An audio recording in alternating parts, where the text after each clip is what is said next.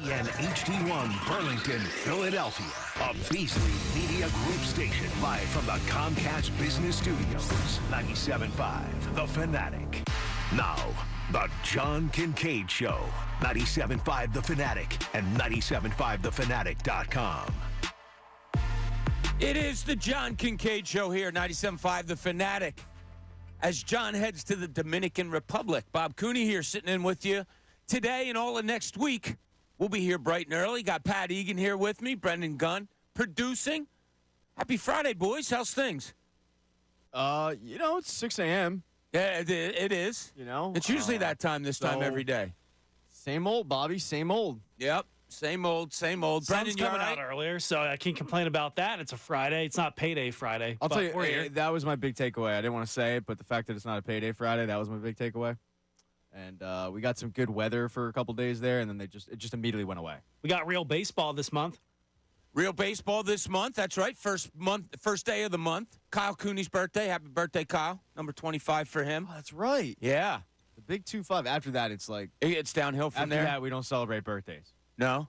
It's like, we're just gonna ignore that. Yeah. Just let it roll. Because there's nothing really to look forward to after 25. Some may say the most to look forward to after 25. Every milestone you hit is going to be like an You get marriage. You get kids. I'm not saying you can't look forward you get established birthdays, in your... Bobby. Follow the show.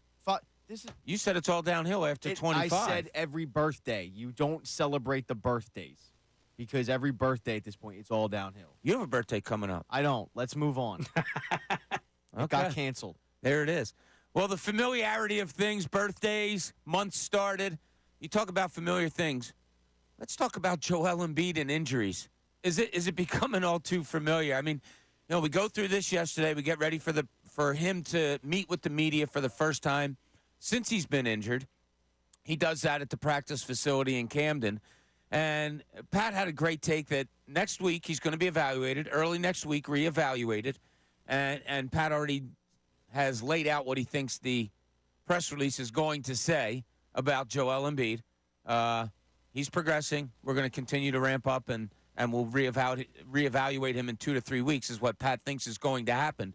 But Embiid did speak yesterday, and he kind of let it be known how he's been doing and what happened back then. And the first thing he talked about was how many physicians he's seen and how that all played out. When you look at what unfolded and, what we saw, there was only one decision. I always do my due diligence, talk to 5 different specialists just to see, what was happening and what they thought. They gave me their thoughts, and I just went ahead and made, the right decision. Went ahead with the surgery after 5 physicians, see what they thought. Hasn't been feeling right. We'll get into more cuts about what Joel Embiid had to say. But, Pat, your initial reaction, all of the things he said yesterday, he talked about, we just have to see how it feels. If it's good, we'll continue. If it's not, well, we'll have to look to get it better. Were you swayed in any way yesterday at all of the things that he said and your belief that he's going to be back this year? For me, it was a lot of nothing. It was what I'd expect him to say. He's seen every doctor under the sun. Yeah, you'd expect that because he's the crown jewel of the franchise. He wants to play basketball and loves playing basketball. Well, thank God for that. He's going to play for another 20 years, Pat. Thank God for that. He wants to get back, but he's got to be careful. It was just, I didn't need to hear it because it's much like the Sixers' upcoming statement that they're going to make in a week. I could tell you what it's going to be. So for me, it was a lot of nothing. No, I took away zilch from it. I expected everything that he said. I could have written that out. If you told me Joel Embiid's gonna speak today, I could have told you what he was gonna tell you. Like, what did he tell you as a reporter that you might not have known? Nothing out of that so much. So much of what we played so far, not a lot. Yes, you expect him to see as many specialists as can be. Probably looking for the best case scenario that one of them can play out. It seems like they were all on board, like, the meniscus is torn, you need surgery, let's go ahead with that.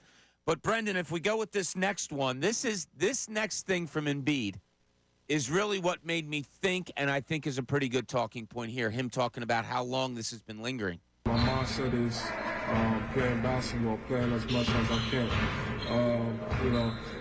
For really 2 months, I was not, at 100%. I was not even close to it.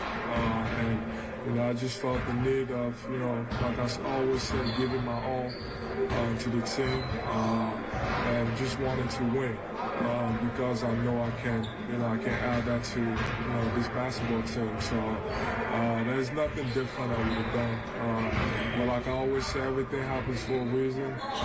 This is the way I looked at it. It was very depressing, but the way I also look at it, that's another, way to work on myself, on my body, just get as healthy as possible. So it had been lingering for 2 months, Pat. The man went out and scored 70 points a week before this ended his season, and he was doing that at less than 100%. Is it the dramatics of Joel Embiid, which we all know are there, or do you think this guy's been playing on a bum knee for quite a long time? No, I think he's been legitimately playing on a bum knee. I don't think it was as nearly as maybe injured as it wasn't. The injury probably wasn't as severe, but it had been bothering him for probably 2 months because there were plenty of games where he would rub it, he would look down at it. So I do think that it probably was lingering. It wasn't what we saw, the night they played Golden State, where it was like, oh my God, get this dude off the court, please. Yeah, that was really bad. It wasn't that, but yeah, I believe that it was lingering for sure. It's impressive that he scored 70. Like, I had the same exact reaction of, oh, damn. But then my other reaction was, all right, if it was lingering for that long, why wasn't this taken care of back then? It's the same old stuff, right, Brandon? The same old stuff with Joel Embiid. And, yeah, the impressiveness is there, Pat. 35.3 points a game, 11.3 rebounds, 5.7 assists in 34 minutes of play. And, Brendan, it goes back to me also, something that we didn't talk about a whole lot. But Patrick Beverley was on his podcast. I believe it was his podcast. And he was talking about Joel Embiid getting numbing spray on his knee during games. And he said that was something he never saw before. And then further went on to say, yeah, he was scoring 35 points in 3 quarters because he couldn't go 4 quarters. That's all he had.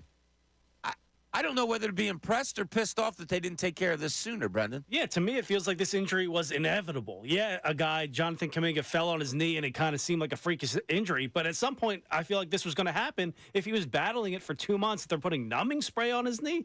Like, that's something I have never heard of, let alone Patrick Bev, who is in a locker room every single day of his life for the past, 10 years? Like, it's ridiculous to me, and it's unfortunate, and it feels like every single year we're in the same situation with the inevitable injury. I had no idea about that, and now I'm livid. Is that right? You didn't hear about the Pat Bev stuff? I brought it up briefly. No. I think Wednesday I might have brought it up quick. And I'll look it up during the break about the exact quotes that Pat Bev had. But, yeah, he spoke to it. He spoke to Joel Embiid getting numbing spray on his knee during a game. And I believe he said, I'm not quoting, paraphrasing here. He said, I've never seen that before. And the reason he only went 3 quarters was because that's all he could give. That is damning. That is make you wonder why this wasn't taken care of earlier. Now, should we take Pat Bev 100% at his word? A lot of those games, they were up so much. Embiid doesn't start the 4th quarter under Nick Nurse's subbing system. So if he doesn't start the 4th and a 12-point lead becomes an 18-point lead, why would you put him back in? But the fact that Pat Bev said that's all he had to give, you're baffled here, Pat. Why in the world would Pat Bev lie? Like, what does he have to gain from it? Did you call up the quotes? I saw you call No, up. I didn't. Okay. No. All right. We'll get him during the break. I'm just amazed that somehow Coach Bud Kilmer from Varsity Blues is running things with the Sixers where we're just going to spray numbing spray on our best player's knee and try to hope to God that it works out and just keep this thing going. Oh, what? What are we doing here? Like, this dude's an often injured center, and you don't take care of this when it pops up? We're doing numbing spray? The hell is that? This freaking organization's ability to just get in their own way. Like, they're just, every time they have a good player, they find a new way to just screw it up. Or was it a What case? are we doing? Was it a case that you're like, who was it? Kendrick Perkins said, look, when the guy can go, you got to let him go. Or Stephen A. Smith. You know, you got to get out of him what you can get out of him. What you were getting out of him was the best year of his career. No. Was a monstrous year, which included a 70-point game, which included averaging more points than minutes played. No. Things that you never see before. Now, you're riled up. I'm pissed. Like, this is absurd. Because I'm sitting here as a Sixers fan on March 1st going, season's over. Like, everything he said, yeah, I want to get back, but we got to be careful. Season's over. And I've said it since the injury happened. And I thought that they should sell at the deadline because of it. But the fact that this had been a ticking time bomb that could have been taken care of, when I was kind of made to believe that it just popped up in, like, around the Denver game, and they held him out, and then they had, first of all, they had organizational malpractice to have him out there against Golden State as long as they did. I mean, one of my favorite movies, and you know this, is Miracle. Yes. And there's the scene in Miracle where Robbie McClanahan is injured in one of the games, and Herb Brooks comes in and asks the trainer, yeah, but like if he plays on it, can he hurt it any worse? The trainer's like, no, it'll be painful, but he can't hurt it any worse. Okay, well then I'll go in and I'll rile him up and he'll play. This isn't that. Like, yeah, but it's ligament damage. It's ligament damage in his freaking knee, dude. Like, what the hell are you doing? He's the most important crown jewel player that this organization has had since Allen Iverson. And you're sitting here and putting numbing spray. That should have been like the number one, hey, we need to do something here. Could it be that Joel is overstating things a little bit? No, because, I mean, you visually see somebody get numbing spray on their knee. That's varsity blues, shoot 'em up.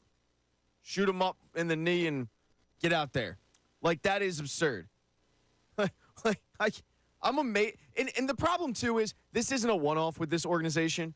This is like the 27th example you can give with this organization of just getting in their own way with star players and their injuries. Whether it be Joel Embiid, oh, you don't have shoes on? Yeah, get out there and do a little dunk contest for yourself and re-break your foot. Whether it be Ben Simmons, oh, you want to win Rookie of the Year? You don't have to get out there. Don't worry about it. Whether it be Markelle Fultz and shots, whether it be, you know, Pascal Siakam's elbows, like, this organization just, they find new ways to be incompetent. Wow. And this is yet the latest example. B, I didn't think I could stir up this much emotion from Pat Egan this early in the morning. I can't believe I didn't curse because this is complete BS. And this has been lingering for 2 months. He's getting numbing spray, and all of these trainers should be fired if this is true. And as I said, I have no reason to believe that Patrick Beverley is lying about the situation to get podcast downloads. Newsflash: he was going to get podcast downloads anyway. So, I have no reason to believe that all of it. And if he wasn't getting numbing spray, a teammate would have came out at this point and said, no, that's not true. Like, he witnessed it firsthand. This dude's getting numbing spray, never saw it before. And yet none of the trainers say, maybe we shouldn't be doing this. Maybe this is dumb. But no, can't do that. Because he's on a roll. He's averaging 35.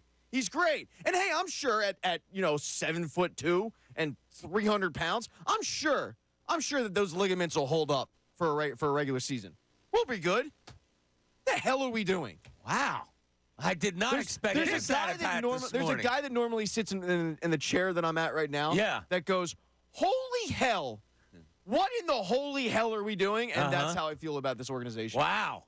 How do you feel? 610-632-0975. Honest Friday. to God, this wasn't the plan here. Wanted to go over, and we will go over some more of what Joel Embiid, more of what he had to say as the show goes on. But we got Pat riled up, and I want to know how you feel about it. I was looking for yesterday to give me a feeling of one way or the other, whether I thought he was going to come back or not. Pat went a totally different way, that he's ticked off about what was happening earlier on in the season. 6 o'clock hours brought to you by Bradford White Water Heaters. Bradford White is here for the pro. A lot of stuff going on today with the John Kincade Show. Flyers are going tonight at the Washington Capitals. Phillies play 2 games today, which is interesting because you have 2 starting pitchers going in Ranger Suarez and Aaron Nola. And your 76ers, Patrick, hosting the Charlotte Hornets tonight in a game that you want to talk about a little bit more. We'll get into all that coming up here on the John Kincade Show, 97.5 The Fanatic.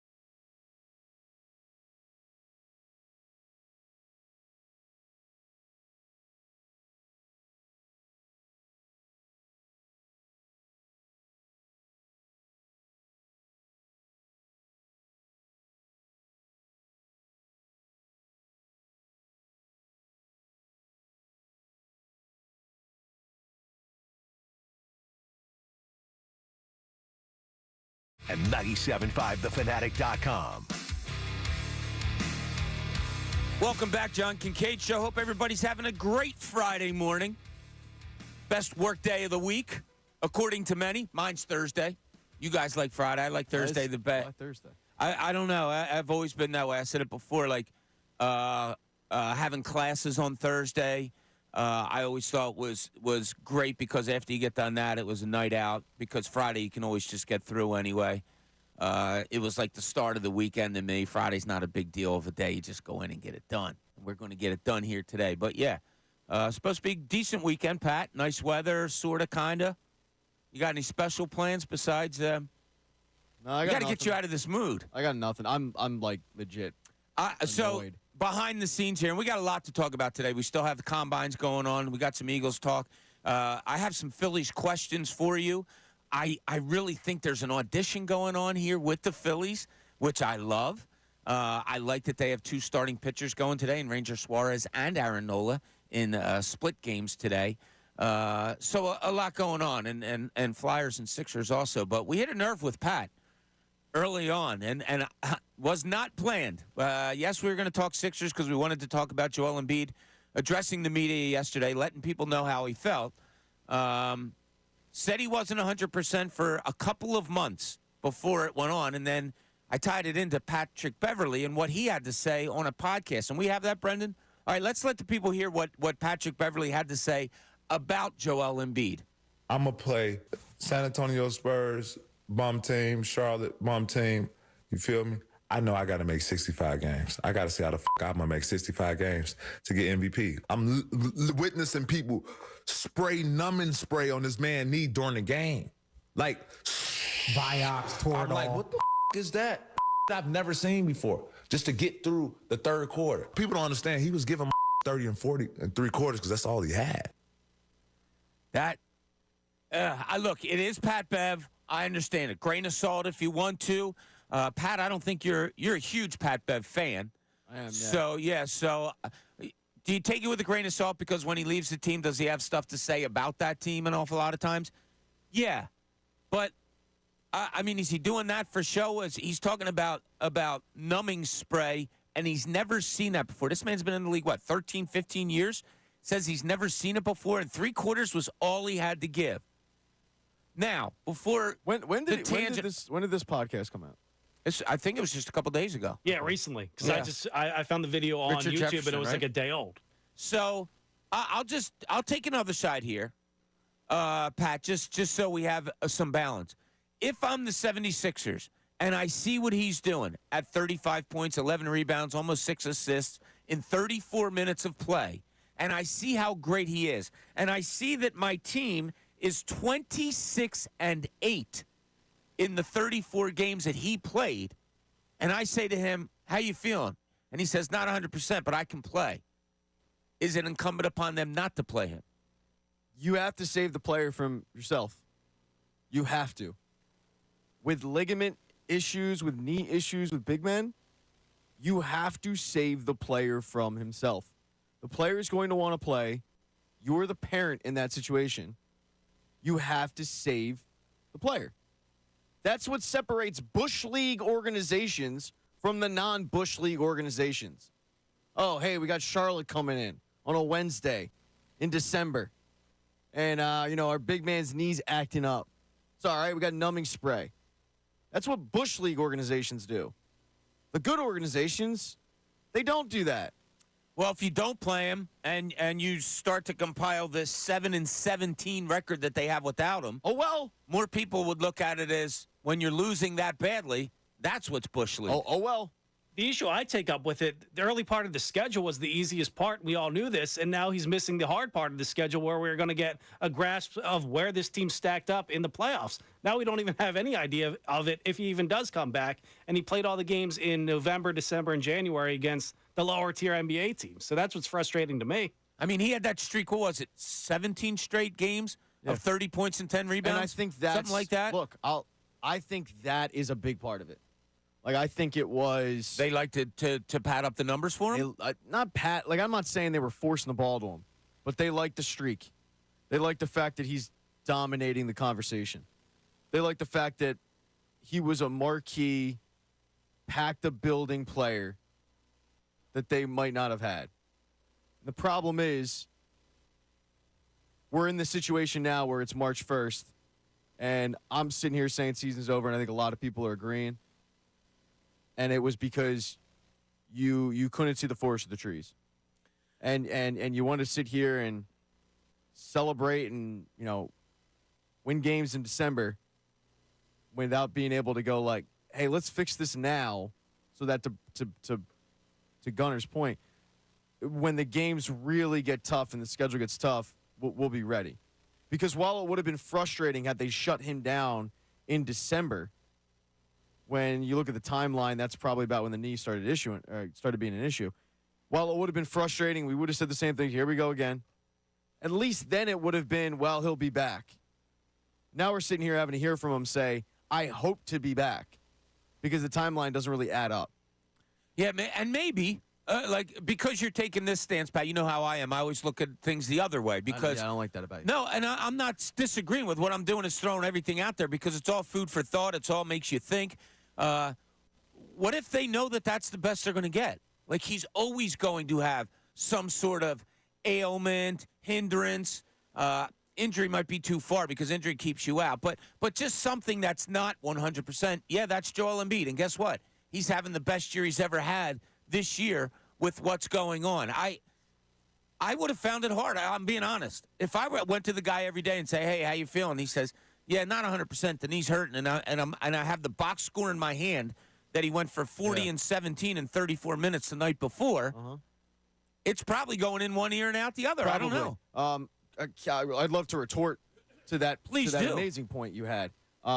This guy has had 2 broken faces, a torn ligament in his other knee, a torn ligament in his thumb. He broke his foot twice. He had back surgery that caused him to be the number 3 pick. This isn't a healthy guy. This is a guy that, looking historically, has had one playoff round, I believe one playoff round, where he was healthy. One. You know what happened that round? They got swept because everybody was checked out. So maybe I'd agree with you in this scenario if this was Tyrese Maxey, who's pretty much been healthy most of his career. He's had injuries here and there that kept him out like a month. He had an ankle issue. For the most part, he's been, knock on wood, pretty healthy. I might agree with you on that. This is an often injured player that you're sitting here and going, well, I don't know what to do. He's playing 35 points. I mean, he's doing it on a bum knee, but he's 35 points. We got to keep him in there. That is organizational malpractice. Is there anybody fully healthy in the NHL and NBA right now in their seasons? No, but is there an often injured center like Joel Embiid in the NBA right now? But maybe that's what you're going to get. Like, this is forever. This is Greg Oden. Like, wow. That's no. Let me, before you, now that's crazy and all that. I know. I didn't say crazy. Let me finish. Because when I mean this is Greg Oden, that dude was hampered his entire career by injuries. Now, it's not to the point where, Joel Embiid can't play like Greg Oden couldn't, but his entire career, Greg Oden probably would have been a dominant player had it not been for injuries. Give me another center in the NBA that is as often injured as Joel Embiid. And I will sit here and wait for the next 3.5 hours while you comb your brain for every center in the NBA. You're not going to find one. So the argument of, well, he's scoring 35 points and he's doing it on one knee and nobody else is healthy, that is BS. That is a Bush League move by this organization. If you're doing a numbing spray and nobody had the wherewithal to go, yeah, this is probably pretty dumb. Probably should shut him down now so that we're not sitting here on March 1st having to do a press gathering around him where he goes, yeah, I hope to be back. Well, this is ridiculous. He does hope to be back, and he addressed that also, saying that if the ramp-up period from now until, well, I guess the ramp-up might not start for a while, but when he does get back on the court, he hopes to get there, and he kind of likes the team that's out there now that would surround him. We've been struggling lately, but I believe in all those guys. It happens. Everybody go through rough patches. But I told Coach after the first 3 games, I told him, I was like, man, I wish I was playing because I was so excited because I felt like, Buddy, the way he's playing, I just felt like I could help him even more. And then Kyle, I talked to him, obviously having him here. I think he's going to help us a lot. I think he's going to help me a lot, just his experience. And then basketball-wise, he's still really freaking good. So I thought, they did as good of a job as they could have done based on, what was happening. They're fighting through everything, and, they need to keep fighting to make sure that, we still, we keep winning. There it is. Hopes to be back. Thinks he can make Buddy Hield even better. I would like to see this team fully healthy with the additions that they had. And we've talked about it endlessly. They have no identity right now. It's strange. You bring in a Buddy Hield, a Kyle Lowry, a campaign. You're trying to fit them into a lineup that doesn't include your best player, that you're still trying to figure out, that Nick Batum is hurt. DeAnthony Melton is out again tonight. That back thing doesn't look good. It wouldn't surprise me if he gets shut down for the season because he missed 18 games, comes back for 2, and then is out again with that back. Something serious is going on there. But so through this, Pat, if you can see through the fog that has been created in front of your eyes this morning, any hope at all that Embiid does come back? Any hope for this team moving forward at all? Or is it just a big you can't see through the fog? I mean, looking at their preview, their past history with injuries and dealing with Joel Embiid, I expect him to be back in 2 weeks. Get him out there, right? 1 knee, no knee, 2 knees, 3 knees, don't matter. Yeah, I expect him to be back now. Because I think the smart thing to do would be to probably shut him down. And Keith Pompey asked this, dude, why don't you just pack it and do next year? And he once again said the right thing. I want to play and I want to get back and blah, wants blah, blah. to play for 20 more years, Pat. Great. I want to be 5'7". Some things aren't going to happen. And with his current career trajectory and I'm talking about the injuries, not stats or anything, but the injuries, he's not going to be playing for 20 years because of crap like this. Because you couldn't address it. And it's something that John talks about a lot, and it was weird. The other knee, when he tore the other ligament in his knee, and we were told he was going to get surgery, he never got surgery on that. No, he did not. It's just weird, man. The way they handle this guy, it's as if they're overthinking it because of how good he is. Where it's I really don't want to screw this. It's like when you really like a girl, and you're you overthink every text message you send that girl. I don't want to mess this up. I don't want to come off too creepy, but I don't want to come off not interested. So I'm just gonna overthink it. And then you just meet some chick at 1:45 in the morning, and you're just texting her, no problem. That's what this organization's doing. They really like Joel Embiid, so they're overthinking everything that they do. And, yeah, now I expect him to be back because it doesn't make any sense if he comes back in 2 weeks. So, yeah, I expect him to be back. 6 a.m. Fanatic Friday, every hour on Friday. Fanatic Friday, and the Fanatic is presented by Pump Man Philly. Pump. Oh. For 24/7 emergency repair or pump replacement, count on Pump Man Philly. The guys to know to fix your flow. All right, let's try to get Pat in a little bit of a better mood here. Yesterday, your Philadelphia Phillies, Pat. You excited about them? Happy? Come on. Yeah. All right, good. I'm going to try to get you out of these doldrums that I created for you, which I feel so bad about right now. I'm getting tired of seeing tweets from randos that are just love Phillies baseball. It's a million retweets, real creative. All right, so yesterday, kind of hate this time of the year. They went, boy, he's dragging us down. Now I'm in a bad mood. You ruined my mood. I ruined it. I didn't do anything. I just told you what people said. Because we go from often injured centers to practice. Baseball practice. We need to get some numbing spray for Pat's. We do. You do some numbing emotions. spray. Yeah, I'm going through it right now. But the cool thing is, the more they practice, the closer they get to opening day. And it's coming. I do like that. And guess what? They open this month. I do like that. We're in the month that they open. We are here. Yeah. So yesterday, they trot out a lineup against the Toronto Blue Jays. And your leadoff hitter is none other than Bryson Stott. I like that. So what have we seen so far this year? Let me think. From the leadoff spot, Trey Turner. From the leadoff spot, Bryson Stott. From the leadoff spot, Kyle Schwarber. I'll ask you both because I think this might be happening. Is there an audition going on, or is he just throwing stuff out there in Rob Thompson every day just to mess with us? I don't think he's throwing stuff out there just to mess with us, but I also don't think there's a real audition going on. I think it's early in the season, so he's trying some things out and seeing how guys react to it, see how it goes. But no, I think he's 95% sure that it's going to be Kyle Schwarber. And until I see an opening day lineup without him, I'm not moving off that. I mean, it could be Bryson Stott or Trey Turner for the rest of spring training. I'd be coming in here going against Atlanta on that Thursday. You're going to see Kyle Schwarber as the leadoff hitter. Trey Turner with another couple of hits, 2 for 3 yesterday's, batting .375 this spring training, Pat. Hitting the ball to the opposite field, looks good. It's crazy what happens when good players play baseball. They usually look good. Remember this time last year, Trey Turner didn't look good. He looked absolutely phenomenal. You were World correct. Baseball Classic, and it was like, I wonder. whoa. I was just about to write down for Monday, but now that we're into it, I'll just get into it now. I do wonder how much that benefits him, because so many players talk about the World Baseball Classic is the equivalent of like a World Series atmosphere, and you go from playing in that to playing March, April baseball, cold weather, not big and crowds. Look, I mean, after the initial opening day and the hoopla and all that, and this is one of the reasons why I really don't ever go to opening day, is because it's cool to be like, yeah, I'm going to opening day, and then the third inning happens, and you're like, all right, it is 40 degrees outside. I am freezing. Why did I do this to myself? And the crowd in an opening day rarely is a feverish crowd. Right. Now, I mean, the past couple of years, maybe it'll be better just because of what the team's done. But you go from playing in a World Baseball Classic World Series to, that first stretch, and it's like you got to come down off that high.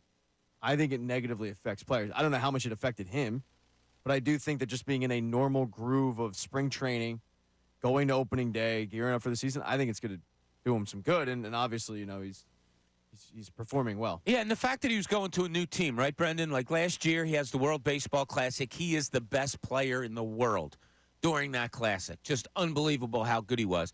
Then he has to come over to a brand new team, and boom, here's your season, get started. Do you think that had a big effect on him last year and why he had the struggles that he had through a little bit more than the first half of the season? Yeah, 100%. He just signed an 11-year contract where he was going to have to set up his life off the field around his wife's family, right? So there's a lot more extra things going on even off the field compared to coming out of that atmosphere down in Miami, the World Baseball Classic, where he hit, 7 home runs in 4 days, unbelievably a grand good. slam. Yeah. Then he has to come play in 40-degree baseball at Citizens Bank Park. Like, that's a huge, huge switch, and it lasted until July, August? So I can't blame it all on that, but I think in the beginning it got him off to a slow start for sure. You talked about some off-the-field stuff. The big story about the Phillies yesterday, the off-the-field stuff, no more dollar dog night. I wasn't shocked at the response it got because the person that was on air at this station at the time it was announced has been known to go to dollar dog night, and I believe his record is between 8 and 11 he had in one game, and I'm talking about Andrew Salchunas.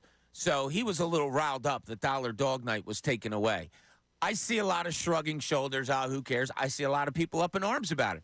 I think it's a cool thing. I love it. Over the last few years, we heard the complaints about it where you get in line and you're going to miss 3 innings. They weren't prepared to have them, dispersed throughout the stadium so that everybody could get to them in a quick fashion. And then, of course, you had the food fight last year, which probably led to all this. But is it a shrug of the shoulders for you, Pat, or are you generally pissed off that there's no more dollar dog night? No, I think it sucks for people like Andrew and Connor look forward to it and stuff. Yeah, and, it's fun. All the people that look forward to it. But the reality is, the last dollar dog night was a bleep show. The hot dogs are getting thrown on the field and stuff, and people just kind of ruined the fun for everybody. So I think they had to do something. You talk to people that worked down there at the time, and they were like, it was a disaster. So I understand they had to probably do something with it.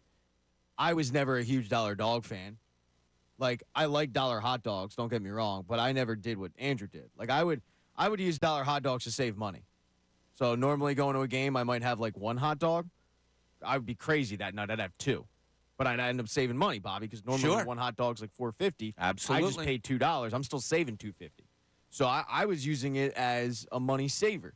And then you've got people like Andrew who are like, I'm slowing down $9, linking in 4 GWs, and I'm not even thinking twice about it. We're just different folks. Yeah. In that sense. But I'm not gonna be like, damn, I really want my dollar hot dog, because the reality is I don't remember the last time I was at a dollar dog. Yeah, it was funny. I was watching the news this morning. They interviewed a guy. He's like, man, first Tuesday of every April. I get my tickets right away because it's Dollar Dog Night. I can't believe they're taking it away. I love that people have that passion for something silly, whatever. It sucks to get something taken away because when you do, why is it taken away? Because you couldn't handle it. The fans couldn't handle Dollar Dog Night. They had a bad showing last year. I do. Look, I think it's two parts. I think that it was the bad showing by the fans. I also think that the Phillies aren't batting an eye at throwing out Dollar Dog Night. This is more money for them. And I'll give you the example of plastic bags. So plastic bags all of a sudden are like the enemy number one in our culture. Yeah. Plastic bag, it's like, no, we're not having this anymore. We're not doing plastic bags, paper. Fine, whatever. But now you're seeing every place you go, they go, do you want a paper bag? 10 cents. It's like, oh, okay. So you as an organization, you don't really give a rat's ass about the environment. You went, oh, okay, we can make more money.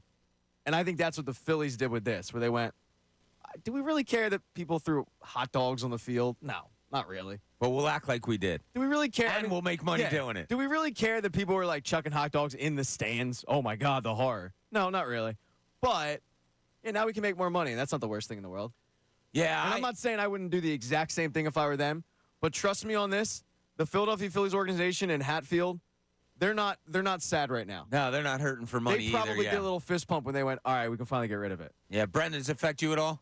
No, Dollar Dog Night, you're good? I kind of have the opposite opinion. I'm kind of glad it's gone at this point. I used to be a big Dollar Dog Night guy. I went to 2 of them last year in April. And guess what? I missed 5 innings in both games because the Phillies or the food vendors could not get some kind of traffic thing going where everyone's standing in line for, an hour to get 2 hot dogs. And I'm kind of like Pat. I'm not getting 8 hot dogs. I would just get, 2 hot dogs. So if I have to spend $5 for 2 instead of $2 for 2, that's all I need anyway. So less lines, more games to watch, and I'm getting the same amount of hot dogs.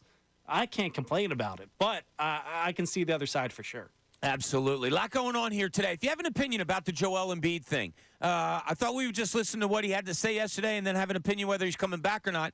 But it got deeper. You heard Pat's reaction on it, plus Patrick Beverley, what he had to say I'm upset about how hurt Joel Embiid may have been earlier this year. We have that. Also, Rob Thompson, leadoff hitter. What's he doing? Is he showcasing? Is he auditioning? What do you think it is, and where do you think he should go with it? Also, I have a question for you guys off of today's date. Today is an anniversary of something, and I have a question that pops off of it. This is the John Kincade Show here at 97.5, The Fanatic. Fanatic.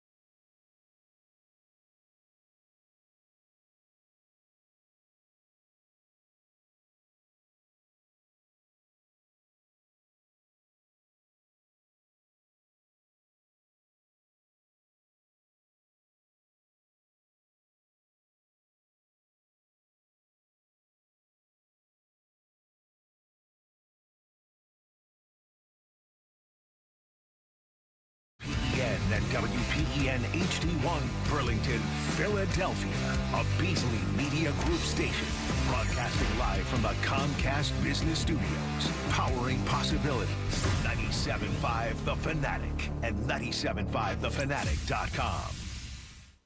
The John Kincade Show with Bob Cooney and Pat Egan continues. 97.5 The Fanatic and 97.5thefanatic.com.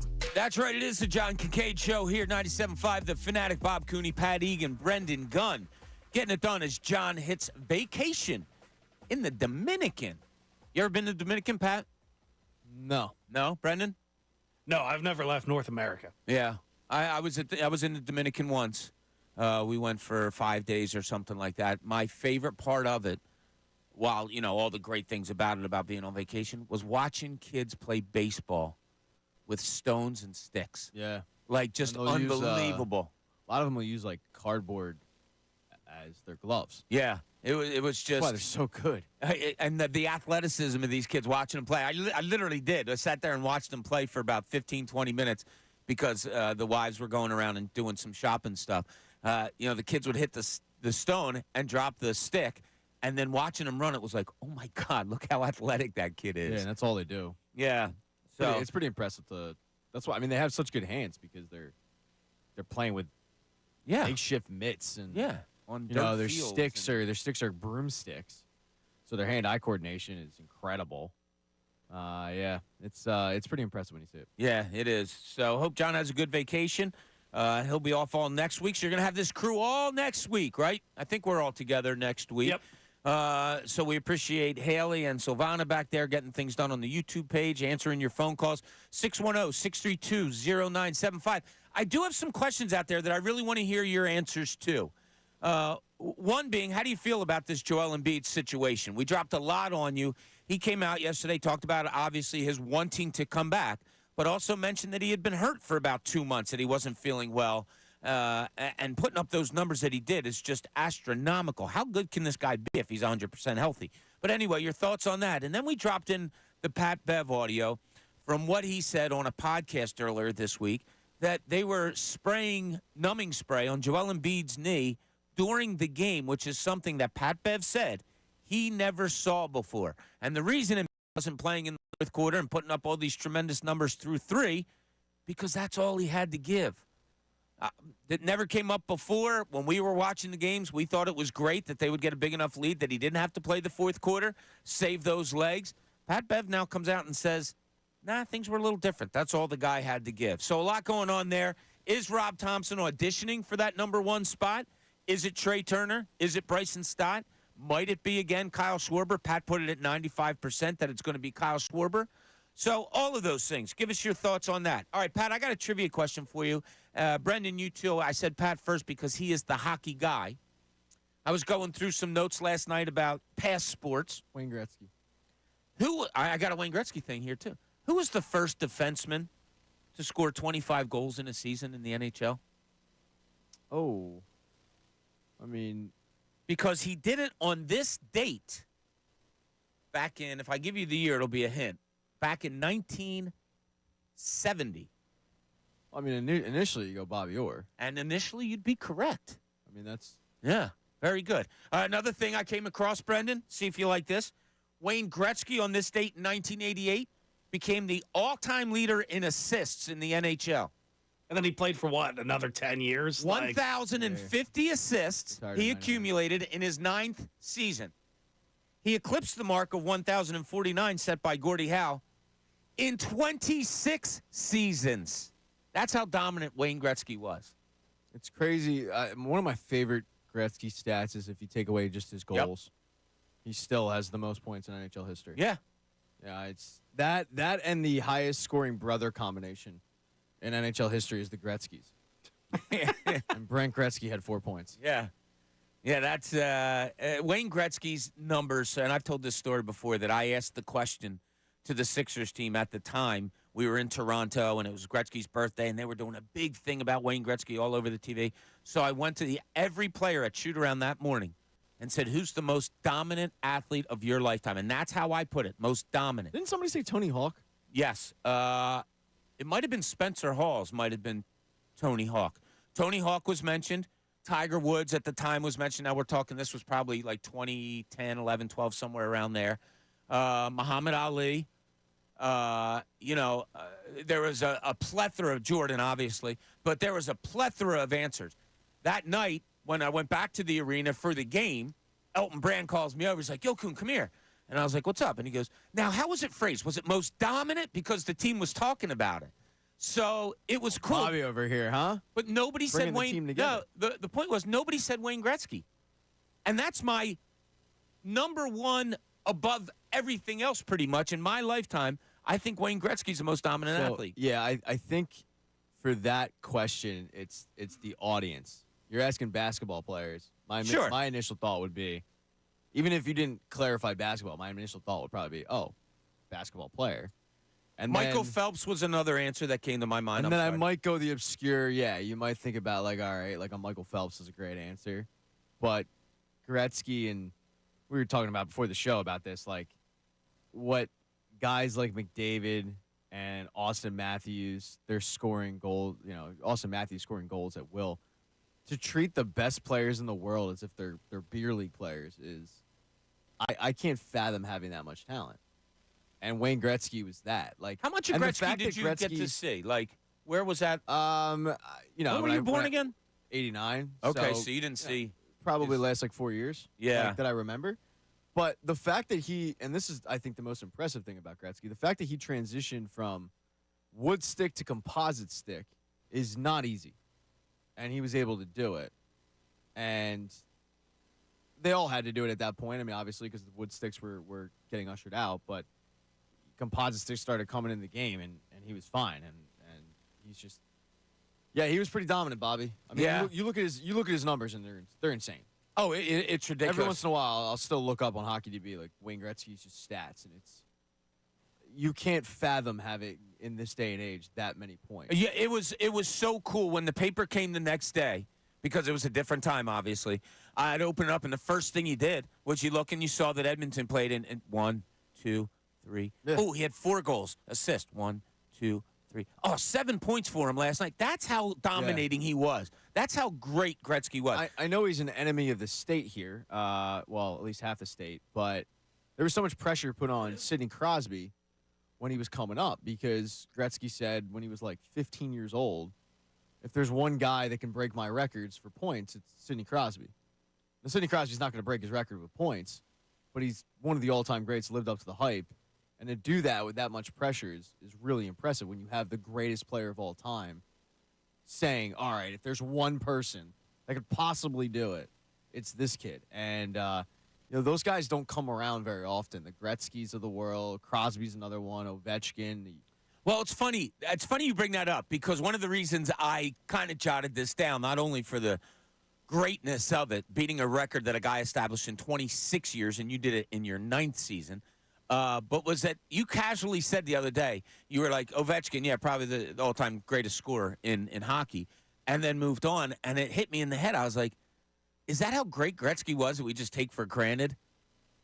So I don't think, will he surpass Gretzky as the all-time leading goal scorer? Ovechkin will eventually. He will? But I think Matthews will pass whatever Ovechkin does. Matthews had another big one last night. Here's what sucks for Ovechkin is the fact that he missed time with not one but 2 different lockouts. And that is going to hurt. Now, Gretzky missed the one in 95, but that was a shortened season, but that's really going to hurt him. Like, Ovechkin was supposed to come in the year they had the full season lockout, and that was supposed to be his rookie year. And then him and Crosby both come in the same year because of that missed year. Ovechkin probably would be on Gretzky watch now had it not been for that missed year, because this first year he put up 50-something goals. And then in 2012, I want to say, they missed another half of a season with a lockout. So a year and a half of this guy's career, and that's not even including injuries, have been just dashed because of the fact that, they just decided not to play because of a bargaining problem. And that's what sucks for Ovi. Yeah, he's 56 goals away. So if he plays that season is that and a half all in it his is? prime, I mean, you're He'll probably get it. sitting on Ovi watch. I mean, it's He's got to be like, what, 36, 37 now, No, Pat? he's 38, 39. Oh, okay. He was drafted in 04 as an 18-year-old, so You know what great of Alexander Ovechkin's story real quick is? And I love these draft stories. I'm a draft geek. So the year before, are you aware that the Florida Panthers drafted him not once, not twice, but 4 times? Did they really? I was not aware of that. The Florida Panthers went up in like the 4th, 5th, 6th, and 7th round, and their pick was Alexander Ovechkin. And their argument was, well, if you take out leap year, which is bringing it all together from yesterday, if you take out leap year, he was actually eligible for that draft. So we're going to take him. And the NHL was like, that's cute, no. And then the 5th round, they get up there and they go, yeah, the Florida Panthers like select Alexander Ovechkin. The NHL's like, dude, come on, man. Really? We just did this a round ago. Okay, we'll take so-and-so. Next round, 6th round comes up. All right, with the Florida Panthers, we'll select Alexander Ovechkin. Are you serious right now? Like, you guys going to do this again? That's pretty 7th good. round. So they did it just to put it on record so that if it went to an arbitration that they would get his rights. And there's a similar thing with Pavel Bure and that whole mess in Russia. But, yeah, it's one of my favorite stories about we're just going to take them and make a cockamamie story about, well, if you take out leap year and the Gregorian calendar. Why not give it a try? Yeah, shoot or shoot. Red Auerbach did something similar, if I'm remembering correctly without looking it up, with Larry Bird, drafting him like his junior year before he could come out. He did, because when I was watching Winning Time, I remember thinking, like, how did these two guys come in at the same time? What happened to that? It got canceled. It's just like in the second season. I did. No, I didn't watch Winning Time. I watched the first season, which was. And did you watch the second season? I was going to, but they canceled it. No, that's the problem, Bobby. That's not a problem. No. Do me a favor. Let's break now, and you go to the bathroom and look in the mirror, and that's the person to blame. Because if you don't watch the second season, they're not going to go, oh, well, even though Bobby watched the first season, we'll make a third season. Society you gotta isn't that You got to be now. consistent, man. No, it's not. That's why everybody binge watches and you wait for things to cut. No, you go back and watch your things. Fault. I'm going to watch Titanic. That didn't go away. What's your name? Bobby Basketball. It went away. It's well, yeah. One last night. Your nickname is Bobby Basketball, and those people said if Bobby Basketball ain't tuning in for season 2, why would we make a season 3? Good point. All right, it's my fault. I take the blame. Speaking of basketball, Sixers go tonight at home against the Charlotte Hornets. I can't believe I'm saying this, but Pat, you said this is a must-win game for the Sixers tonight. I thought it was. I thought it was until you ruined my day with the Pat Beverly injured knee spraying ointment like we're Bud Kilroy from Varsity Blues story. That pissed me off. But if you do have hope that Embiid can come back and all of a sudden he's back to being 35 points a game guy and lead them to the playoffs, yeah, this is a must-win game. Like, you can't afford to drop this game because you're going to end up having opponent? Yeah. Okay. Yeah, it's all opponent. It's nothing but opponent. Because when I'm looking at this March slate of games, you got 17 games coming up in March, and you're looking, and I'm factoring in, by the way, that Joel Embiid is going to miss all of them. I'm going into March just assuming Joel Embiid's not going to play. So you go, okay, if Joel Embiid's not playing, what are the games that we can actually compete, actually win? You go, well, this is one of them. And then the rest of them, when you go into like a Mavericks game, when you go into the back-to-back against the Knicks, away, the Bucks, both away, right? Yeah, both away. Right. The Bucks. You got the Suns. You got the Clippers. Those ones, you go, okay, like we're not winning those. So let's circle the games where we can actually like go, guys, we can get a win. This is one of them. You're facing the Hornets twice this month. You have to take care of business in both games. But you went 4-8 in February. I actually thought 4-8 wasn't that bad, with all things considered, because I thought they were going to win 2 games. Right. So you can probably steal a game here and there in March that you didn't really expect. But the cold reality is this team has, for the most part, gotten hammered by double-digit 20-point losses for the majority of their recent stretch of games without Embiid. But this is one game tonight where if you are being a cockeyed optimist, Billy Mumphrey style, this is a game where you can't afford to lose it. Now, normally, Friday night, you might be going like, I'm going to skip a Charlotte Hornets game. I think we could pack this one in. But tonight, no, it's like I'm going to be on kind of the edge of my seat. Like, all right, let's see them. That's good. Let's see them take it. I don't think it's good. It is. Well, it's good that you have that much interest after your almost curse filled laden speech earlier today about the 76ers. I didn't want to fall into the same trap that the man who usually sits in this chair does. Ooh, I almost cursed. But I don't think it's a good thing, because I want the edge of your seat game circling on the calendar game to be the Bucks and the Knicks. Yeah. And the Clippers. Like those Those, and there's a couple other ones on there. But those are the games where I want to be circling and going like, all right, because that's a litmus test. This game isn't a litmus test. This is a stay afloat test. So Brendan, I'll put that to you. Do you think the majority of fans, when I say, yeah, Sixers, Charlotte Hornets tonight, with the state of what the Sixers are in right now, is it a shrug your shoulder game? Hornets, Friday night, who cares? Or do you lean more towards, and do you think fans lean more towards what Pat's saying? They got to find themselves, man, and you got to do it against teams like this. Yeah, I think the average fan is just saying, shrugging your shoulders, saying it's a Friday night game against a 15-44 Charlotte Hornets team. Who really cares? I'll watch it in the background. Fans like us that are invested have to lean more towards Pat, right? Like, you have to go out there and win this game. If you want to have any glimmer of hope to do anything this season, you have to beat the easy teams in front of you, because without Joel Embiid, you're not beating the upper echelon opponents. And if you want to stay out of that playing game tournament, which it kind of doesn't look like it looks like they're headed that way right now. If you want to stay out of it, you're going to have to win these easy games, quote-unquote easy games, even though your roster right now maybe wouldn't even be a playoff team without Joel Embiid and everybody else that's missing. Yeah, to me, it's as much as what Pat said, must win, what you're saying. When you jumble it all together, and I've spoken to this for 2 weeks now, I got to see what this team is, because I have no idea what their identity is right now. You have different starting lineups all the time. You got rid of some really good perimeter defenders at the trade deadline, and your best one now is out again with a back injury. He missed 18 games, came back for a game and a couple of minutes, and then is out again in DeAnthony Melton. So that hurts you big time. I got to find out who these guys are, because it seems when you need things to be steadying without Joel Embiid, you're having too many dips. Tobias Harris, big story today, him talking about struggling. Joel Embiid said he talked to him for about an hour about it. People are pointing like, where did Buddy Hield go? Why all of a sudden is this guy can't score, more than 12 points a game, right? Embiid was like, in the quote we played earlier, he said, yeah, after the first 3 games, I was like, I was so excited to go play with Buddy Hield. That must have been the only 3 games he's watched, because Buddy Hield's disappeared ever since. If Buddy Hield gets a large contract from this team, I am going to not be in a good mental state.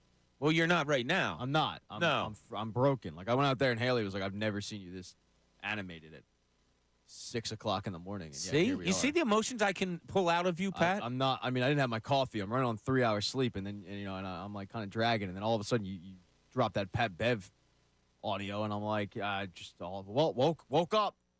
I'm here. Why only the 3 hours last night? I had a game. A hockey game? Yeah. No, how'd we do? We didn't do well. You came in second place? We came in second place. Yeah. Okay. But, right. I mean, a lot of people are saying that there are no losers. Did Pat, Ovechkin, Egan light the lamp? I don't want to talk about it. I do. I don't. I'll tell you that he did. Not once, but twice. It was deceiving because we were getting... He's never scored a good goal, Brendan. I'm the only dude that comes in here every day and says to him, every day. He does. Every day. Hey, did you have a game last night? Yeah. How'd you do? What'd you do? I'll look at, he'll have the highlights. He'll call him up, show me his goal scoring and stuff like that. No, I don't. I'll ask you. I said. I ask you. I didn't say you ask, just... I'll show you, but I'm not going to sit there and be like, hey, look at this. If it sounded I said it that way, I didn't mean it that way. Here's what people don't realize. You'll score a goal in beer, and I'm talking low-level beer league hockey, like bad hockey, okay? You'll score a goal, and you'll be like, damn, that was, all right, I actually like a hockey player. And then you go back and look at the video, and you're like, nah, I didn't. It looked better in my head. Yeah. Like I was living it in my head way better. It's incredible how I somehow managed to skate in quicksand every game. I remember playing in high school, and they would carry certain games on television, on a cable. And, some people didn't even have cable. But anyway, they would do it, but they would only show it like 3 or 4 days later. It wasn't live or anything like that. I remember the first time watching myself on TV play, and same thing as Pat. You're looking at it going, my God, I'm horrible. You think you're Maurice Cheeks out there. Yeah. You think you're Ovechkin, and then you watch it, and you're like, oh, ew, do I look like that? You score a touchdown in football 40 yards, and you're like, oh, I was flying. I think I was like sub 4.5, 40. And then you look at it, you're like, oh, my God, it just took me 8 seconds to run 40 yards. This video's not in slow-mo. What happened here? I'll never forget. This was a couple years ago, and I'm sitting on the bench, and I turn to the guy next to me and go, this is horrible. This is bad hockey. Like, this is slap bleep hockey. Like, they're just pucks going all over the place. And then a light bulb went on. I went, Pat, it's no different when you're out there. Like, no, but you think it is. Yeah. You're just like, when I get out there, I'm McDavid. Like, I'm just flying out there. And then it's like, no, it looks the exact same. Like, you're not any better than these guys. In fact, you're probably worse. So it was a rough stretch last night. We were down 5-1. The score was deceiving, but I'm proud of you. yeah, I think the goalie felt bad for me, so we started letting him. I don't think so. I think you just know how to light a lamp as well as anybody in that league, pretty much. Teammates would disagree with you. Well, they're idiots. Well, I didn't disagree with that. Yeah, statement. I went over. They let me on the team, so that's. I went over to the rink last night. His game was at 10:45. I went over. I got there around 10:30. Guy said there was no tickets for me. I checked out. around. I tried to sneak I in. left They the wouldn't tickets for let me. Haley, but she didn't show up. Yeah, so once again, I went over, but I couldn't see Pat play. One of these times it's going to work. Brendan, we should go over. Maybe we'll pack a cooler one night. That'll be a good time. Head Oh on no, we over. do have beer. And what? While you play? Some people have been No. known. Some people have been known to sneak a beverage on because hydration is key. But The alcohol dehydrates you. yeah, I know. Once again, I'm not saying these guys are ridiculous. smart. I'm not saying these guys are smart, but this is the kind No of wonder they call it a beer this league. is the level of hockey you're playing in. Like I couldn't stand, and this is just the idiot that I am, and you guys know I like to have a beer here and there. I couldn't stand playing sports when guys were drinking beer. No, because I'm out there I trying was to win. lucky. I was never in a league that allowed it.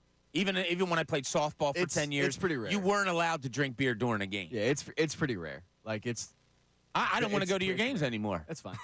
I didn't think you wanted to go anyway. Take away so. my season tickets, Pat.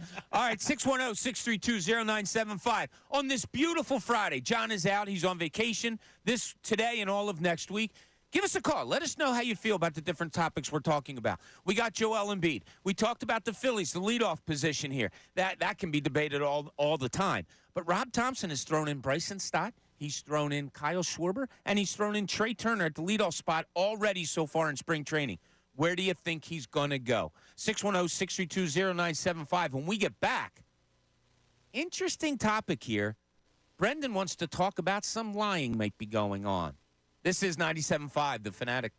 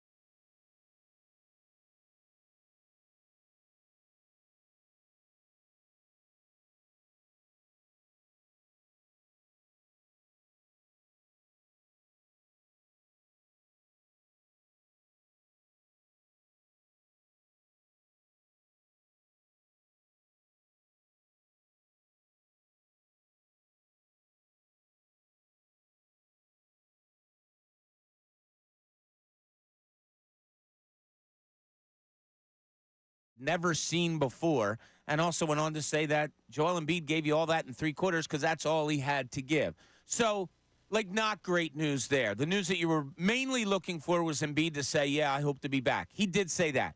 He hopes to be back by the end of the year. He said if it feels good, he will. If it doesn't, then he's going to have to keep going. I don't think he's going to do any on-court activities.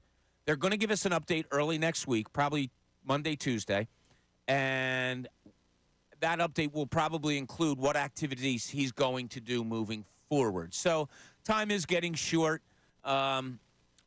Take of it what you will. I don't think there was anything definitive we could have gotten out of yesterday, except some of the negative stuff that Pat said. Now, also, not that we're harping on negative when it comes to Philadelphia 76ers, but Brendan, you wanted to talk about somebody else came out and said something that's already been said about someone, and it ain't great. Yeah, for the third time in a calendar year, half a calendar year, a player has come out and called Daryl Morey a liar. First, it was James Harden back in the summer. Then it was Pat Bev a couple of weeks ago at the trade deadline. And now Chris Paul appeared on Dwayne Wade's podcast yesterday. And he had a lot to say about the things that went down when Daryl Morey was still in Houston and Chris Paul was down there. And he told Chris Paul, you're not going to get traded to a certain team. And it ended up happening. I have the audio if you want to play it for the people. Absolutely. Let's have at it. Here we go. I'm in Vegas, and Daryl called me. Daryl was like, hey, Chris, I was just calling you to, what did he say, just to make sure you wouldn't want to go to OKC. I was like, no, why? I done moved 15 people to Houston. And he was like, okay, I was just making sure. He was like, I would never trade you to somewhere you didn't want to go because you chose to come to us from the Clippers, right? Okay. Like I chose to go to Houston from LA. Yes, you did. Okay. So that's what he had said to me. And I'm at the house chilling, and next thing you know, it said that I was getting traded to what's his name, and then my phone started ringing, and it was Daryl calling. And Daryl, like I told you, I'm very matter of fact. Daryl was like, hey, man, it just moved so fast, you know. That's what he said, it moved so fast. I said, it's all good. I said, I just want you to tell me one thing. You said you weren't going to trade me, right, to OKC. He said, yep, I said that, but I said, that's all I need to know. Yeah, so he says that. This is the third player that's come out and, called him a liar. And this season we have the big cap space going down. Everyone's excited to see what we can do. How am I supposed to believe Daryl Morey is going to be able to attract a star free agent when every move that he's made to get stars here, he's not a bad GM or president of basketball operations by any means, but he hasn't gotten any free agents that are, going to fill a cap space. Other teams have money too. The Sixers aren't the only team that can offer somebody a max space. And if players are not on the same wavelength as a Daryl Morey, especially someone of Chris Paul's caliber, James Harden's caliber, that spreads around the league. Why am I supposed to believe that he's going to be able to get a star player here? I don't at this point. Yeah, I hadn't heard that soundbite. I saw that you put it in our notes last night. I didn't get a chance to look it up. So I was anxious to hear it. That's the first I heard it. Look, again, Pat, I know you get annoyed when I do this. I'll go the opposite way just for conversation piece. I do not get annoyed. I can tell you're annoyed right now. When I get annoyed when you put words in my mouth. I never get annoyed at anything you do, Bobby. So, what GM doesn't lie? Like what president, what this, what that. I've been lied to by plenty of GMs and agents and everybody, and it goes all around. The fact that Chris Paul, who has nothing to do with Daryl Morey right now, James Harden when he's leaving, and Pat Beverly when he's leaving, all have negative things to say. Yeah, and Brendan, you make a great point. You have nobody here to play next year. Nobody. You have one player under contract, and that's Joel Embiid, and Chris Paul, or B-ball Paul if they do some other things. But you have to bring in a boatload of players. This isn't the time for players to be coming out and talking badly about you. Yeah, other GMs lie, but it's not in the news like Daryl Morey. At this point, that's the only thing you hear about this guy on a national level is how he's just going out there and lying to players. And at the trade deadline, I think Chris Haynes from Sports Illustrated or whatnot said they're going to try to go after Paul George. Paul George played with Chris Paul, and he's played with James Harden right now. What makes you believe he's going to pack it up, move from L.A., his hometown, and come play in Philadelphia? Well, you know what the first answer is. Money. But other teams have max money to offer you're Paul right. George. It's You're not just right. the Sixers. Like, Yeah. you know what I mean? So at this point, I can't expect them to go out there and get any high caliber free agent. It's never happened in my lifetime. We're talking about Elton Brand's the biggest marquee free agent the Sixers have ever brought in my life, and he played all of a couple of seasons injured. Pat, is this a shrug your shoulder type of thing? Is this any? It's not eliciting the reaction that the Patrick Beverly podcast elicited out of you at 6 o'clock today. You seem a little stoic on it. Not a big deal that somebody's calling out Morey, do you think? Or? No, I actually, I didn't bring it up with this, obviously, because this is new. I brought it up when Pat Bev said that he got lied to. And, I mean, basically same thing as B-Gun's concerned. Yeah, I don't know how this is going to affect their free agency. Because now this is the third guy to come out and say it. And you're right, Bob. GMs lie. Newsflash. GMs will tell you one thing and they'll do another. And I talked about the Phillies GM at the time who told Rick Wise's wife, we're never trading Rick Wise. And a couple months later, Steve Carlton was in town for Rick Wise. So, like, it does happen. But the fact that guys are so public about it, that's my concern. Because they know that it happens. And they know that GMs lie. And they know it's a business. But yet it seems like it's rubbing them the wrong way about how he handles that business. And you're not getting throwaway player. You're not getting Korkmaz talking about it. You're getting, I mean, you think about this. You're getting James Harden. You're getting Chris Paul. Those two guys are really, really good basketball players who probably end up in Springfield, Massachusetts. So it's not a good thing. I don't see how you could say this is a good thing. No. That a GM has, president of basketball ops, whatever you want to call him, has the tagline of, he'll tell you one thing and he'll do another. I don't know if I'd want to play for that guy. So it's going to have to be a really active offseason for the Sixers once you get there, right? One guy under contract. You have some holes to fill. What's the best thing that they can do? We know the free agents out there, and I read you the list the other day. They're probably going to sign many have labeled the number one free agent this offseason. The Sixers, I guarantee you, will sign him because the number one person on those lists that I looked at was Tyrese Maxey. So he'll be here. They will sign him. You have two players. What? Like, you say that, and you go, he's the number one free agent, all that, and yeah, technically you're right, but no one's expecting him not to be here. So you're already factoring him in. So I can't celebrate the fact that they're going to. I'm not celebrating. No, but like, I guess I lied earlier when I pulled a Daryl Morey. I lied when I said you don't annoy me because that part does annoy me when it's like, well, they're going to sign the biggest free agent. The only reason I state it like that is because I was surprised when I looked up the best free agents out there for 2024 that he was number one. That's the only reason I say Does that speak to how bad the free agent class is? And I don't mean that as a negative of Tyrese Maxey. Right. I mean more of the fact that Tyrese Maxey isn't. He's a one-time All-Star and he's a really good player. Don't get me wrong, but he's not at the upper echelon of guys you normally would think of in terms of the best on a list with pending free agents. So is it kind of damning? And I guess not, because when you factor in, we do know that Pascal Siakam will likely be a free agent. So he's out there. He's got a relationship with Nick Nurse. Paul George, we know, but I agree with B. Gunn. Like, he's going to want to go back to L.A. But it's surprising, but is it indicative? Because my concern is when the NBA bumped up their salary cap and you had teams giving Timofey Mozgov, like, ridiculous, stupid money, and Evan Turner's getting stupid money. And it was like teams had the money, so they were spending it. Right.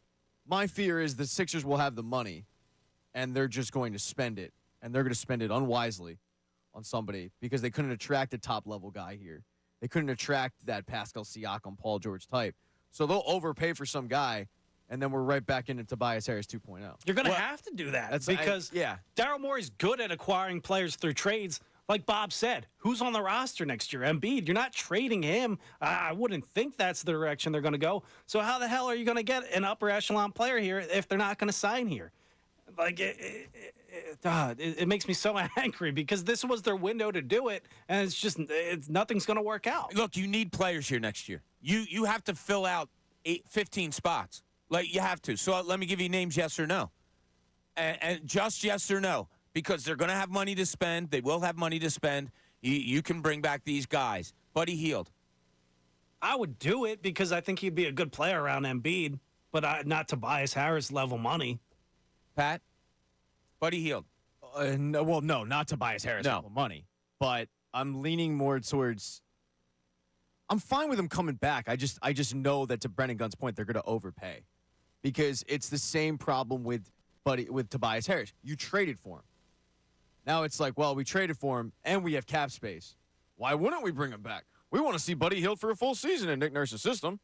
That's the thing. And you're going to sit there and you're going to go, why are we clamoring for this guy for like 8 seasons? And doesn't this feel like the last hurrah for the Embiid window? Like, this is the opportunity you have to go out there and sign the players that are going to get you over the hump, and it doesn't seem like they can.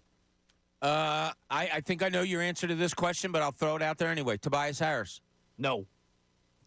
What if it's Move on, Bob. No, Move on. okay. I'm just putting scenarios out there. Don't What if put it's scenario a with deal that him you coming say, back.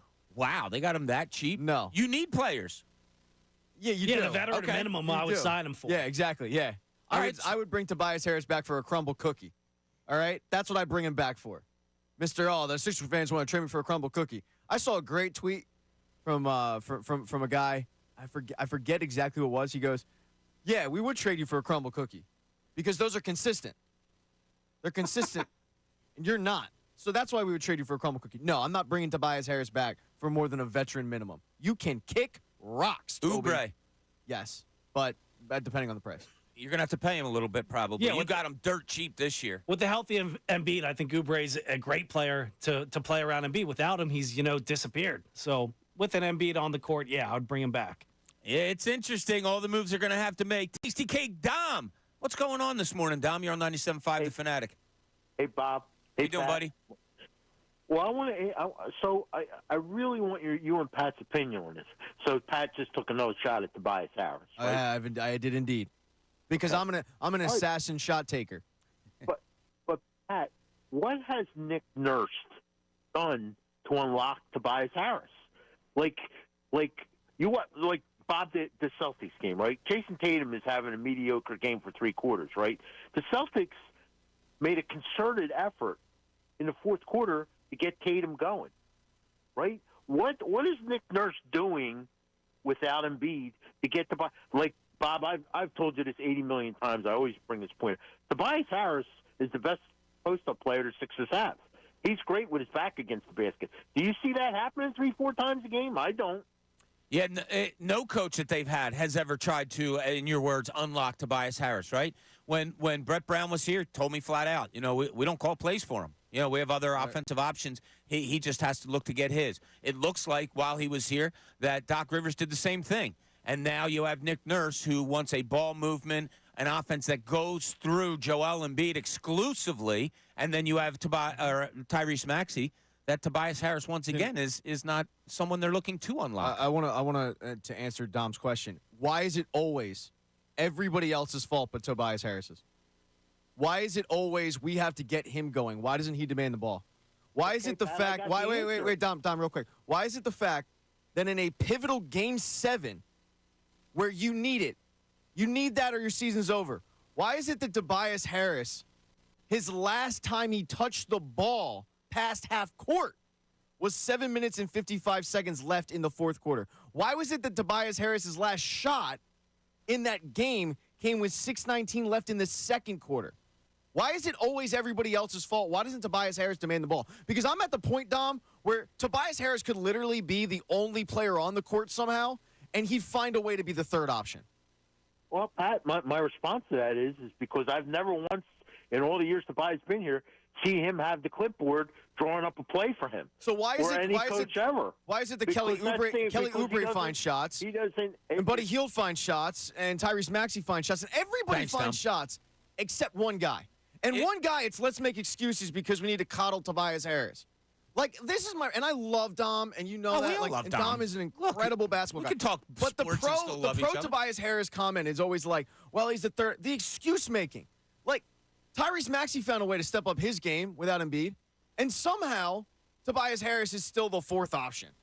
Like, I'm not even kidding. You could take the entire team, trade all of them away, and the only person left in the Sixers uniform is Tobias Harris, 5-on-1, and he would be the third option somehow. He'd find a way. Because I'm sorry, but the moment I was done with him, and I looked it up because I'm a sicko, was in that Game 7 against Boston, where the last time that dude took a shot, Max Player, the assassin scorer, took a shot with 6:19 left in the second quarter. And at past half court, the last time he even touched the ball was 7:55 left in the fourth, and he immediately stepped over and passed it. And he calls himself an assassin scorer. I like this dude. No, kick rocks, dude. I'm done with Tobias Harris. The emotion we're getting out of you today. No, because it's like I agree with you on the Kelly Oubre front. Organizational incompetence, and then the excuse making for Tobias Harris, where everybody finds a way to get involved. But Tobias Harris, we need to sit there and draw plays. We need to get him a crumble cookie. All right, you good? You know, do you need a breather? All right, let's get him in the corner. Let's get him in the dunker spot. No. Now he needs to post up. Now he needs his back against the wall. No, now he needs to run downhill. No. He just doesn't care. He doesn't have that dog in him. And if he does, the dog is goofy. That's the dog in him. Maybe he does have a dog, but it ain't a good dog. It's goofy. That's the dog in Tobias Harris. You need some shakeisms today. Ike, you're on 97.5 The Fanatic. What's going on, Ike? What's up, y'all? You have an emotional Pat Egan here this morning, Ike. Be careful. Yeah, I get it, man. Pat on some other stuff. He taking John's spot. That's what John is. Whoa, Ike. Now you're going to get him off worse. Come on, no. No, I ain't say you was irrationally like that.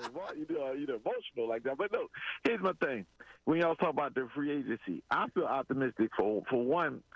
Daryl Morey said it on y'all station like a year ago. He thinks out of the people who will have money, they're going to be the best organizational team, because other people got money. I know San Antonio and maybe Detroit has money, so I don't think that's going to be as attractive for people who are free agents to come.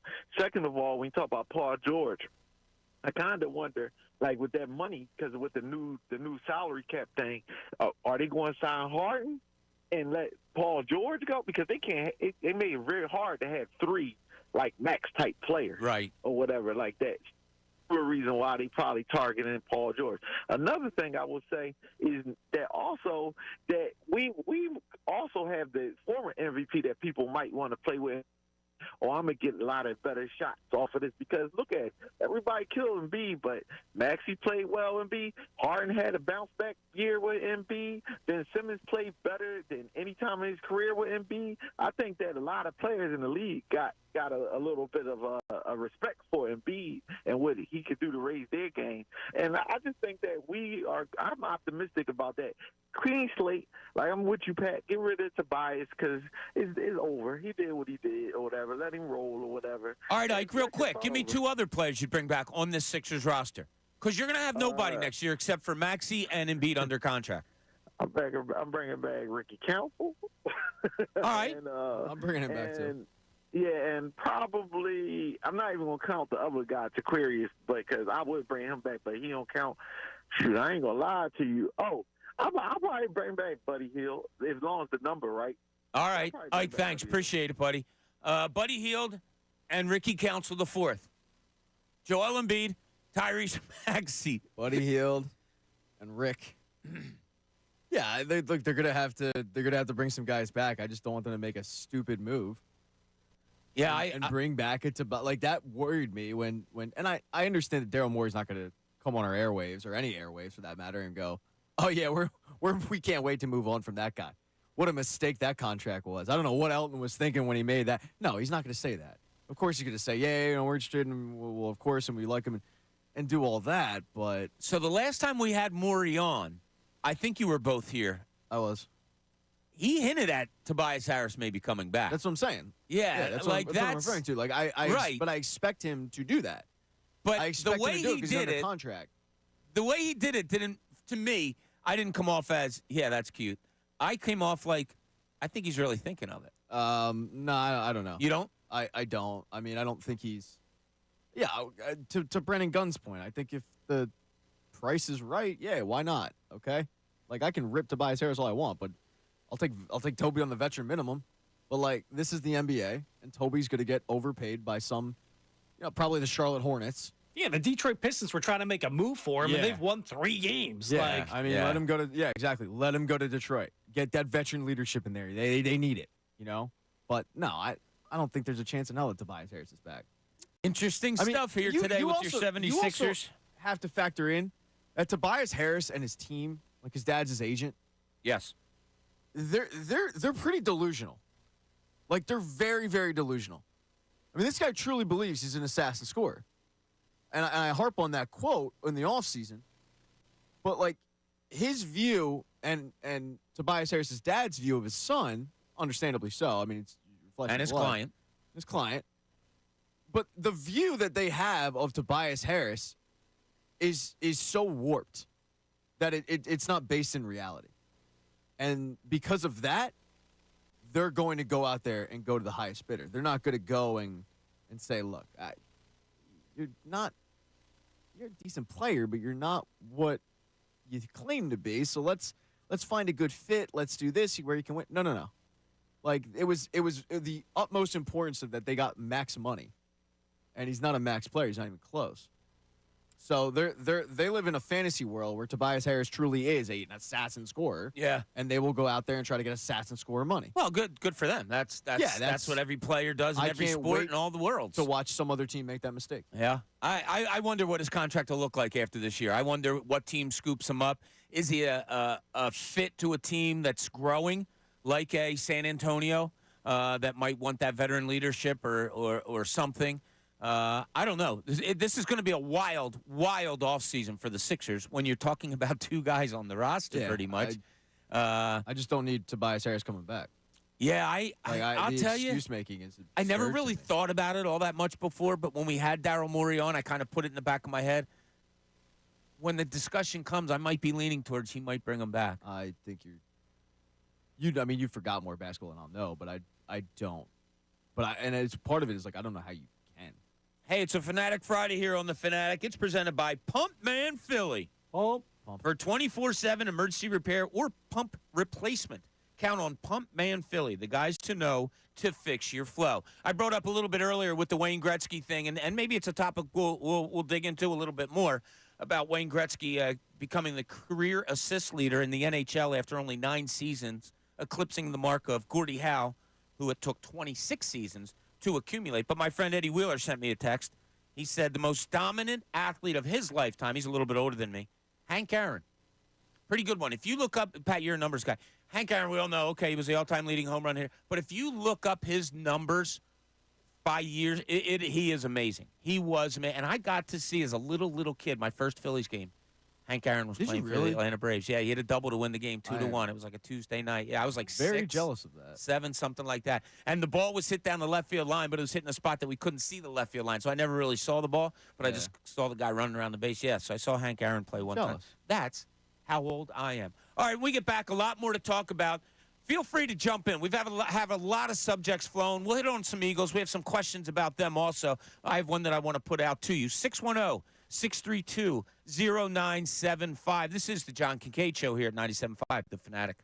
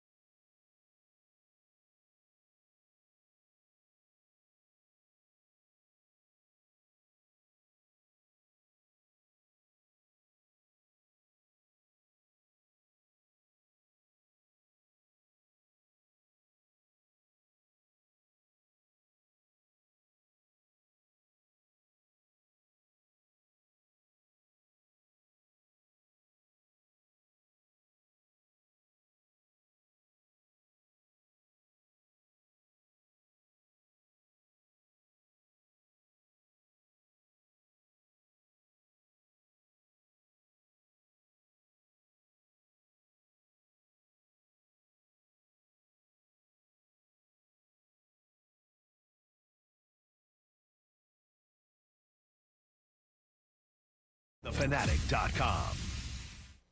The John Kincade Show with Bob Cooney and Pat Egan continues. 97.5 The Fanatic and 97.5thefanatic.com. Hey, welcome back to The Fanatic. Thanks for listening, everybody. Hope you're having a great Friday morning. This is the John Kincade Show. Bob Cooney sitting in the hot seat today along with Pat Egan. Brendan Gunn doing some producing. We got Haley back there on YouTube and Silvana answering your phone calls. And make them 610-632-0975. A lot of topics on the board this morning. Pat, I talked to you about this day in sports earlier.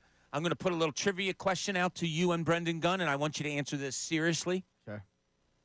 On this date, in 1981, this guy named Calvin Murphy, phenomenal basketball player. I think I saw him play at the Palestra when I was a little kid.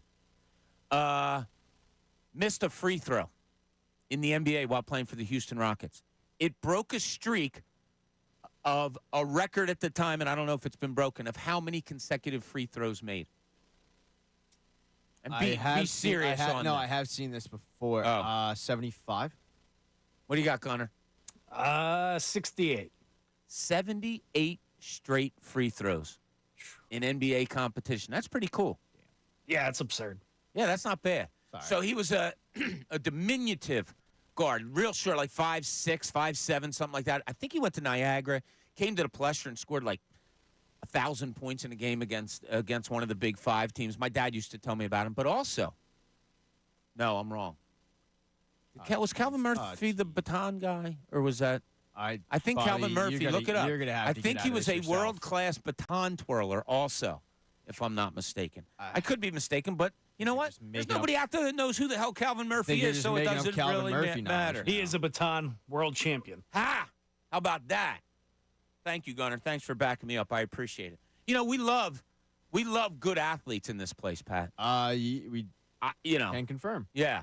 So Pat and I were having a catch. B, you missed it. I was looking for you to brag about. From 18 yards out with this football. The real one? Okay. There was a water cooler or a water bottle on a table 18 yards out. I said to Pat, you think I can get this? He said, oh, no way. Whoa, that is not true at all. I think you can throw it over those mountains. That is not accurate. I got you, Uncle Rico. And boom. But that is not accurate. You said, can I hit it? And I said, absolutely. Yeah, you did have my back. I got your back. And then all of a sudden, I couldn't see it. We just heard the crash. You just heard it. Yeah. We just heard it. So you hit it? That's what we do here. Why wouldn't I? Hit it. That was the competition. So he's got 4 kids. He hit it. One who's celebrating birthday. Happy birthday, Kyle. He's going to come and kick your ass. Have you met Kyle? Yeah. Oh, he was at the golf outing. That's right. Okay. Yeah. Connor still doesn't think he exists. We talked about Oppenheimer together. We bonded. Me and Kyle bonded. Yeah. That's cool. We're boys now. Yeah, he's all right. He's not bad. All my kids, good kids. Love them all. Happy birthday, Kyle. They're all good. Okay. We had some news to start this show that kind of got Pat off-railed a little bit, but it's worth noting. Yesterday's big topic, besides no more Dollar Dog Nights, was Joel Embiid talking to the media for the first time since having the meniscus surgery. Obvious questions are, when are you coming back? What's going on? And here's one of the things he had to say about it. When you look at what unfolded and, what we saw, there was only one decision. I always do my due diligence. I talk to 5 different specialists just to see, what was happening and what they thought. They gave me their thoughts, and I just went ahead and made, the right decision. 5 physicians, Pat. One said something, nah, got to go to another one. He said something or she said something, nah, got to go to another one. 5. And that goes back to like my comparison of when you're talking to a girl and you're overthinking things because you like them so much. He's so important that instead of going to their go-to guy, no, we got to send him to 5 different. Well, you're at that point, you're probably doing him a disservice because you are getting 5 different opinions. Like I'm kind of in the realm of like treat him just like everybody else, even though he's not. But if Paul Reed had this injury, Paul Reed's not going to 5 different physicians. So I just think that by overthinking it, because he's so important, you're actually doing him a little bit of a disservice. So think about this when I ask you. Don't just blurt out the obvious answer, what you think it might be. What do you think he was looking for? If you're going to 5 different people that means I'm not going to say you're not happy with what they told you, but you're looking for a different outcome, obviously. What do you think he was looking for? I don't think there's any chance he really thought or the team really thought, oh, somebody's going to say, no, you're okay. You're okay. It doesn't matter that when you tried to jump off of 2 feet, you couldn't and you collapsed like a little kid or like a giraffe coming out of the womb. Like, no, you're okay to go. Could that have been the answer they were looking for? No, I mean, I think a lot of times with athletes, like they'll go for the initial opinion and then they'll go for a second opinion. The initial opinion is from the team doctor. The second opinion, and you know this, from like just an independent physician. So there's two right there. It might be just how to ramp back up from the injury to get back quicker. You brought up Wayne Gretzky earlier, and Wayne talked about how he had, I want to say, back surgery. And he had a very interesting back surgery when he was probably in the 80s, where the only other person to have it was a skier. But it was like, this could end his career if he does it the wrong way. He goes to an independent physician, and that's the person that he kind of trusted to, like, all right, well, not. Like, I'm going to be out for a long time, so let's have the surgery, and it ends up working out, obviously. So that's why I think that it probably was like, let's go to all these people and see whose timeline gets me back the quickest, and we'll just go with that. And it could be a case of where they were, because the injury did happen out in California. Okay, you see some, you know how many specialists there are in California. Yeah. Many people fly out there to find the best. So maybe he saw a couple there. I mean, maybe he came home, saw the team guy. Maybe he saw a couple guys here that have dealt with him before. Yeah, I mean, I'm probably a player in that situation, like max 3. As I said, I'm going to the team, I'm going to an independent physician, and then I might go to another one. Yeah. But after that point, I've got 3. I've got what I kind of need. It's not going to be any different. And at that point, if somebody tells me, oh, we can get you back in 4 weeks, I'm kind of probably pretty hesitant after I just heard 3 different guys tell me, no, it's going to be 7 weeks. It's always, and I don't mean this in a bad way, I really don't. But doesn't it seem it's always extremes? Yeah. When it comes to, like, that's what I mean, like this organization. I didn't go see a doctor. I didn't see 2. No, the 5 doctors I went to see, I had to go see 5. I had to get 5 different opinions. Yeah. Like, that's the crazy to me. meniscus flap specialist you went to. And 5 of them. As you guys know, I have some friends that are trainers in Major League Sports. That is a pretty common injury. So I don't know why you have to go to 5 different people to find out exactly what it is. So maybe a little extreme on his part. But his next thing that he talked about was how long this has been bothering him. My mindset is playing basketball, playing as much as I can. For really 2 months, I was not, at 100%. I was not even close to it. I just felt the need of, like I always said, giving my all to the team and just wanting to win because I know I can add that to this basketball team. So there's nothing different I would have done. But like I always say, everything happens for a reason. This is the way I looked at it. It was very depressing, but the way I also look at it, that's another way to work on myself, on my body, just get as healthy as possible. Are we talking extremes again here, do you think? He said for the last 2 months he was nowhere close to 100%. Well, the last 2 months consisted of games of 38, 34, 41, 35, 42, 40, 51, 31, 31, 30, 41, 41, 36, 33, 70, 31. I will. If he wasn't close to 100%, my God. It's scary to think what he would be at 100%. So do you think he's being extreme? Even if he's being extreme, let's take 2 months out of it. Let's go 1 month. Doesn't matter.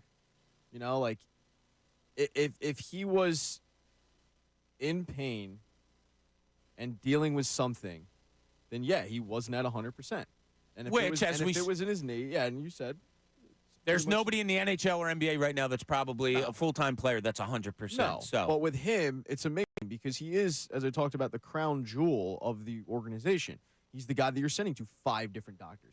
You would think that in season, you would err on the abundance of caution side, and they don't because he's putting up numbers that you just said. Right. And I think that's the problem is, he's dealing with a knee thing, and, you would see it. You would see it in games. Like, he would just all of a sudden start, tweaking his knee or just rubbing it or whatever, and you would all get concerned, and then you'd go and dropped 12 consecutive points, and you're like, all right, I guess he's fine. Yeah, and before this injury, you had 1, 2, 3, 4, 5, 6, 7, about 10 games that he missed prior to this game. Some of them were knee-related. Knee soreness, I remember, was one of the things that they said. Yesterday didn't make me feel better one way or the other, whether he's coming back or not, and maybe he doesn't know either. It appears there's no real activity going on, certainly no basketball activity. There's going to be an update either Monday or Tuesday next week. They said early next week. About him. So Pat seems to have already laid out the press conference release that's going to be given. I mean, you've dealt with those press conferences and the releases and stuff. Yeah. How far off do you think I am, if at all? Yeah, probably not far. Look, your best hope is that they come out and say he has cleared a way to start some activity. It can't be basketball. He's going to have to do treadmill. He's going to have to do the bike. He's going to have to, whatever. And then the next update will be basketball activity. And then, it's just a process. And part of it, too, for me and for a lot of fans out there is the PTSD of dealing with the Sixers medical update. And we all had it, and then the one that sticks out for whatever reason is Markelle Fultz. We all had it with Markelle Fultz, where it would be, we'll reevaluate in 3 weeks. And then 4 weeks later, I was reevaluating. 3 weeks. And it was just like they was kicking the can down the road as they tried to get him right with whatever it was, and his team going to every single physician trying to find an excuse for what happened to his shot. Yeah, and the most recent that you brought up earlier was in the playoffs. They said Embiid had a torn meniscus that's going to have surgery in the offseason, and there was never any surgery that we heard of. Did. So a lot of Sixers questions going on. Phil in the Northeast wants to talk Sixers. Phil, how you doing today, buddy? Hey, what's going on? What's up? So we're not going to want to hear this, but Tobias has to be the top priority to be re-signed, only for the simple fact that I'm thinking of a sign and trade for him. I don't know to what team, but his value right now is only to be used as an asset at $30 million a year versus the $40 million a year that we're paying him now. So I think for a fact he's going to be re-signed, but it could be like the same kind of thing we did with Jimmy, sign and trade. But he has to be. He's not going to walk for free. I can tell you that much. Huh? Interesting. So you would re-sign him just for the sake of selling him off, because that way you're getting something for something instead of something for nothing. Yeah, he's more valuable, like a 3-year, $30 million a year deal now than he was at the deadline making $40. Yeah. The market will open up that way because there's nobody else to sign. Pascal's not going to leave Halliburton. They're going to figure out a way in LA to re-sign Paul George, I would think. So there's really nobody else left. Yeah, it's slim pickings. Thanks, Phil. Appreciate it. Because you have to go for a top tier. That's a good point. But, all right, let's do this. If they do a sign, I don't have any problem with doing a sign and trade. No, but what if I'll just give you the numbers that he gave out.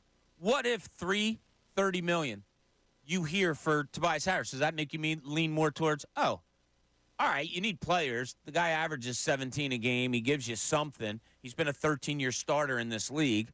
All right, 3 for 30, I'm okay with that. Is there any possibility, Pat, first you, that would cross your mind if you heard those numbers?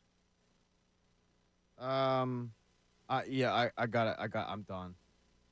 Yeah, you're out. I'm out. 330's that's a I don't want to say a bar. That's a good deal. It is. That's not a deal breaker. It is. It's funny. I just need to move on. If Tobias was originally signed for that 3-year, $30 million deal, nobody would have an issue with them doing it again. But since they were signed at a max deal and he struggled, I can't escape that thought. And I'm so fatigued of seeing Tobias Harris do nothing night after night after night when we need him. Yeah. I can't have him back even on a cheap deal like that. I really can't. Really? That's my big, I just need to move on. Okay. Even on a cheap deal, and even we go, that's a steal and all that, I need to move on from the guy. Because when this team needs him most, i.e. the last month, he has been absent. And the excuses roll in. The dude he doesn't demand the ball. For the talk that he does about how good he is, he does not demand the basketball. Like, he is just an assassin spectator. So, no, man, I need to move on. He veteran minimum's about it for me. So where they are right. And by the way, and I acknowledge that's dumb. Yeah. Like, this is the fandom in me. This is the Sixers fan. If I was a GM, I probably would do it. I would do it if I was a GM. You need players. If I was a 3 GM, for 30 is a pretty good deal. The thing is, Daryl Morey's not texting me about recommendations on free agency, so I can just say it as a fan. I need to move on. As a GM, yeah, it would be dumb not to, but I'm done with the Tobias. Like, it's been too long. Right. I see him, and at this point, I'm just seeing what could have been with Mikal Bridges. Yeah, the last caller had a question that's so sorry, Brendan, real quick. He had a question regarding Marcus Morris, if he could come back. No, I knew this. Once they released him, you have to go a full year before you can look to bring a guy back that you have released. So, no, there's no chance of Marcus Morris coming back. You mean calendar year or like year? I don't know if it's the seasonal year. It might be the seasonal year, but I asked somebody about that at the Sixers gala. Oh, no, it was after that. It was after the Sixers gala because he was still here. No, they cannot bring him back this year. So Pat, there's the way this team is going, I don't like to say intrigues because intrigue is good. It interests me in that bad things are happening all at once. Buddy Hield's play has gone down. You've talked endlessly about Tobias Harris. Anthony Melton is now hurt again. You're just seeing flashes of things that aren't going well. But you had in one of your topics today, are you worried the Sixers are going to do this? It's so funny that you bring this up now because I don't know what it is. Yeah, when we started the show, I basically said, yeah, I think they will after hearing Joel Embiid's comments. Are you worried that they're going to be in a point where they're clinging to a play-in tournament? So they go, Embiid, get out there. Well, he's medically cleared. He's good to go. The doctors say it. We got spray. We got Neosporin. All right, get the man some Tums and some Advil. We're good to go. We got one of those copper sleeves that you see. Michael's Secret stuff. On Comcast Sportsnet, Michael's Secret stuff. We got it all. We are covered. Are you worried that they rush him back? And by rush him back, I mean that, yes, medically and blah, blah, blah. But, yeah, look, are you worried that he comes back probably earlier than any of us want to see because it's out of necessity, because they're clinging to a playoff spot. They don't want to miss the playoffs. They don't want to miss a play-in tournament. Now, normally they would go, okay, if we were in, we would just sit him for a couple more weeks. But no. Hey, if he's good to go, he's good to go. And evidence is on your side. Evidence is with your argument because look at him that last game against Golden State. He couldn't jump. And he went up the tunnel, and everybody thought and then he came back, and he still couldn't jump. And then he winds up getting hurt, and he's out. So our question was after that, why the heck was he out there? And obvious answers are, well, he said he was okay. He was good to go. Eye test from idiots like us was he shouldn't have been out there. I don't think they'll do it, to tell you the truth. I really don't, because of what's coming up next year, because you're kind of rebuilding. That's my thought. Yeah. I don't know, B, what do you think? Would you think that they would maybe, give that little tush push to him and say, yeah, I need you back out there? It really depends on if they can protect him from himself. If Embiid is really trying his hardest to come back, then it's going to be hard to say no to him. I wouldn't do it. In theory, yeah, it's great. He's going to be surrounded by shooters now with the campaign who can knock some down, Buddy Hield. But guess what? There's going to be no chemistry with these guys. We saw it the first year James Harden came over. It took more than a half a year to build a chemistry, even with the players. It's not a video game. So, honestly, I don't think there's a shot. So I would not bring Joel Embiid back. But if he's out there rehabbing his ass off trying to get back, it's going to be hard for the upper management to tell him no. Yeah, and some of the great people on our YouTube channel said, how do you say no to him? If he says, I'm ready, and medical says, okay, yeah, you're medically cleared, and Embiid says, yeah, I'm ready to go, I don't know if I'm Nick Nurse and other guys that say, nah, you know what, dude? No, I don't. Especially when I saw Nick Nurse and company have him out there against Golden State in the condition that he was in. What message does it send if he's cleared medically and he wants to play and you say, nah, we're going to try to rebuild for the offseason? Yeah, I mean, a lot of these guys aren't going to be back next year, but it sends a bad message to your players that you're just kicking the can to next year. But but I go back to, this is the forest of the trees, man. Does anybody think that this is the year? What are we doing? Is the goal to get past the second round, or is the goal to win a championship? Yeah. If the goal is just for our own enjoyment, to enjoy, you can finally win games. two rounds in the playoffs if you win the play-in tournament, and then you can win the I don't know, round. man. I'm weird. I want a full. I want the whole thing. Yeah. All right, look at it differently, though. Let's look at it differently. Do you think this team is currently constructed is better than the team before the trade deadline. And I'm taking Embiid out of it. The surrounding cast, do you think it's better now or before the trade deadline? So, you're talking the Springers, you're talking I lean towards Pat before. Bev. You lean towards before. Yeah, if I'm being How about quite you, B? honest. I think it's better. You have a better backup point guard in Kyle Lowry out there now. You have some shooters around Joel Embiid. So how can you complain? And then the Lowry move, it kind of suggests that they are trying to bring him back. I mean, they're 26-8 with Embiid in the lineup with the old lineup. If it's better, as B Gun says, and I think it's probably a little bit better too, well, then maybe that's the hope that they're holding on to. I don't know. Speaking of holding on, Charles, Sean, Mike, all you guys, hold on for a minute. We're going to take a quick break here and then get back with a little bit more Sixers talk, but also this. I'm going to tell B Gun and I'm going to tell Pat to put on their teacher hats. That's right, because somebody did that this week.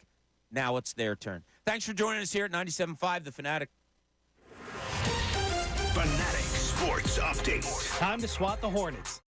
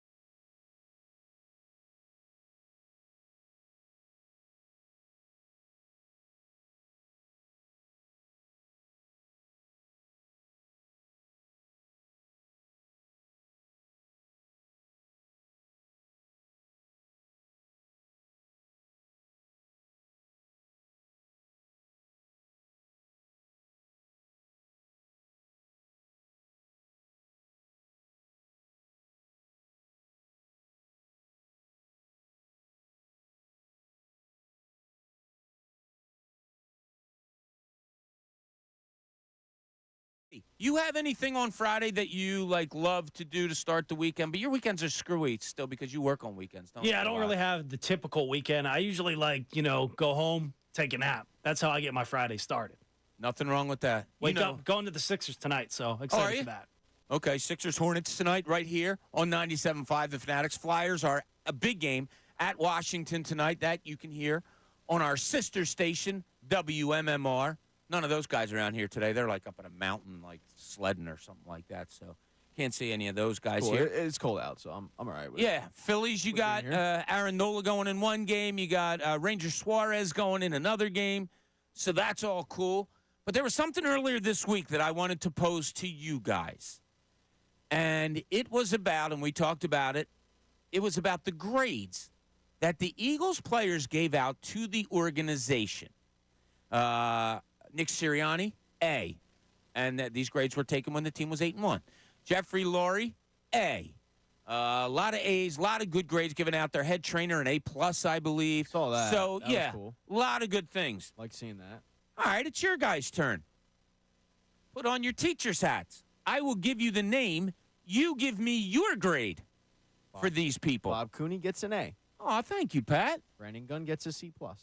Thank you. That's about right. Why degrees? C's get degrees. Absolutely, I was going to say. Right. Absolutely, they do. I've had that talk with my daughter many, many times. But she doesn't listen to me. She gets good grades. I had that talk with my advisor in college, and she was not amused. All right, grades, real quick. Since the Eagles gave them out, let's give them to them. After this season is over, we'll do it on this season alone. Nick Sirianni, I'll start with you, Brendan. Nick Sirianni, D-. If he got fired, I would have gave him an F, but that guy passed syllabus week, and then when any sort of hard kind of test came in, the guy absolutely crapped his pants. It was pathetic, and it's no wonder that he got an A when you're sitting there at 10-1, and he had no answers at all. No answers for the test. He couldn't even get into, the local community college I had to do for a year. So, argument against you. They did win 11 games in the NFL. They were 10-1, and they did make the playoffs. But it's still a D- for you. Yeah, because I have no faith in that guy being able to bounce back at all. The guy had no answers once once it got tough, there was no answers for him to be found. Patrick, Nick Sirianni, you have the red marker in your hand, and you have to give him a grade. What is it? I will give him a D+, and I say this out of somebody that was this guy, so I speak from experience. You were that guy? Go ahead. I'm sorry. I'll continue.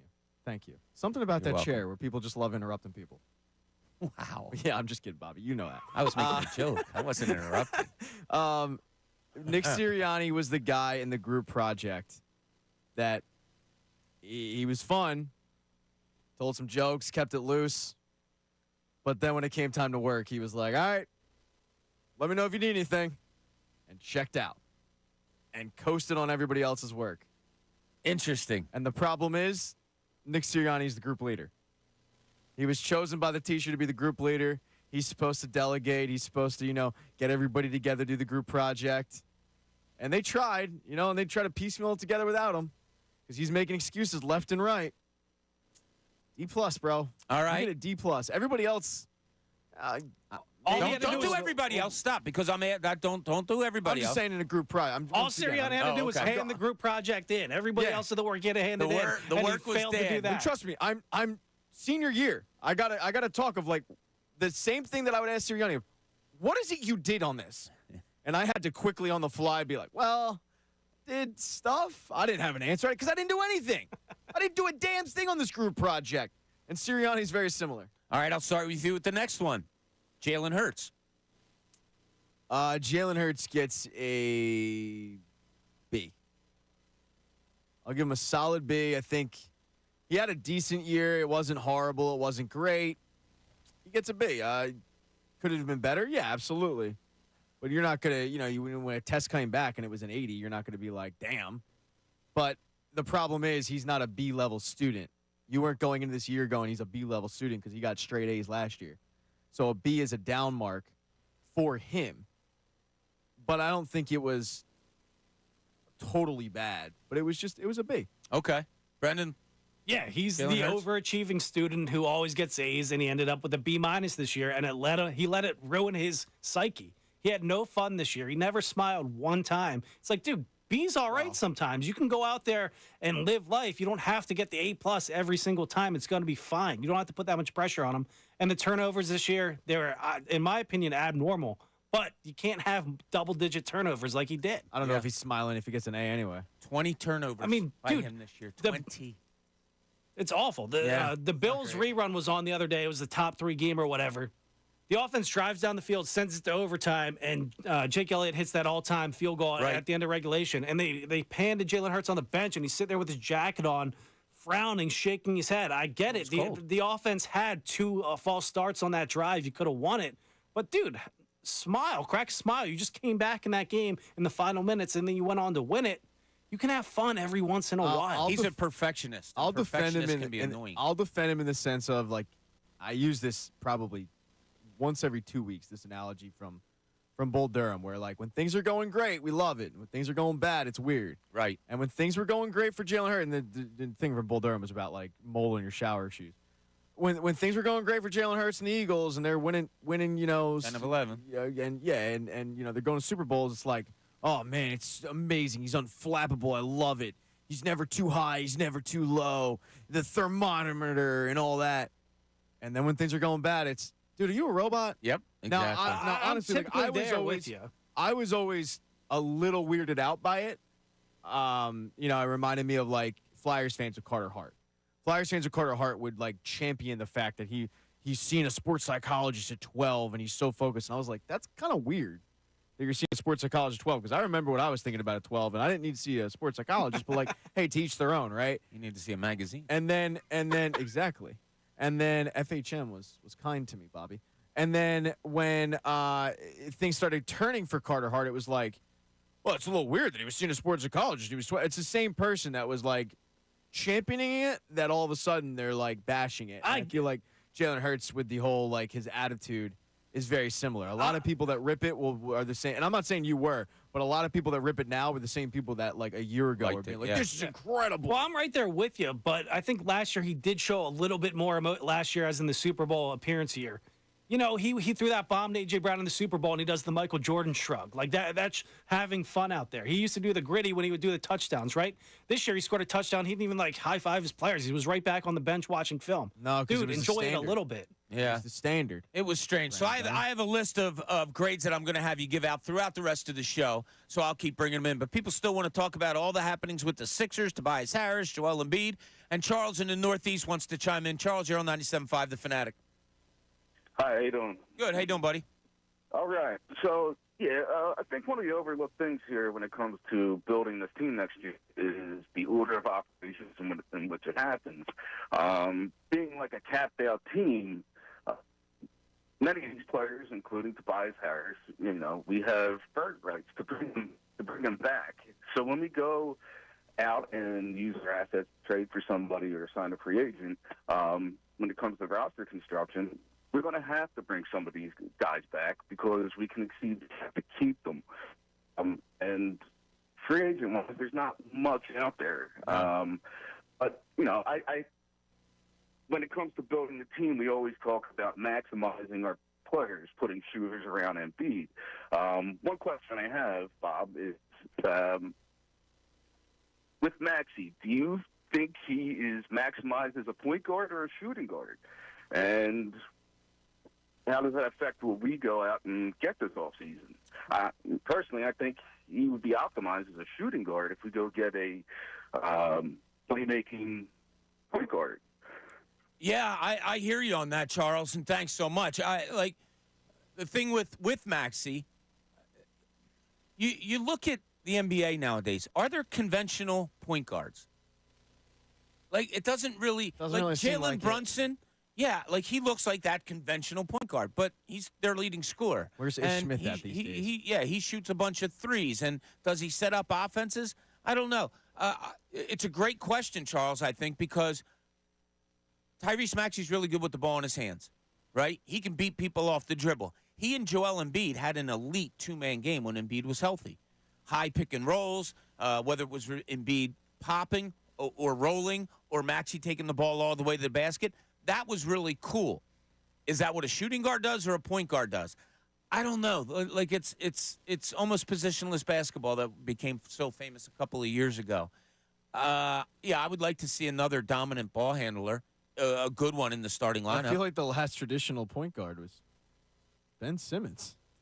Yeah, Guy that just kind of passed he was first. too traditional. And he was too traditional. Yeah, he would never shoot the ball. But that was like the last traditional, content with just dishing and take 1 to 2 shots a game, and that was it. Yeah, I mean Harden.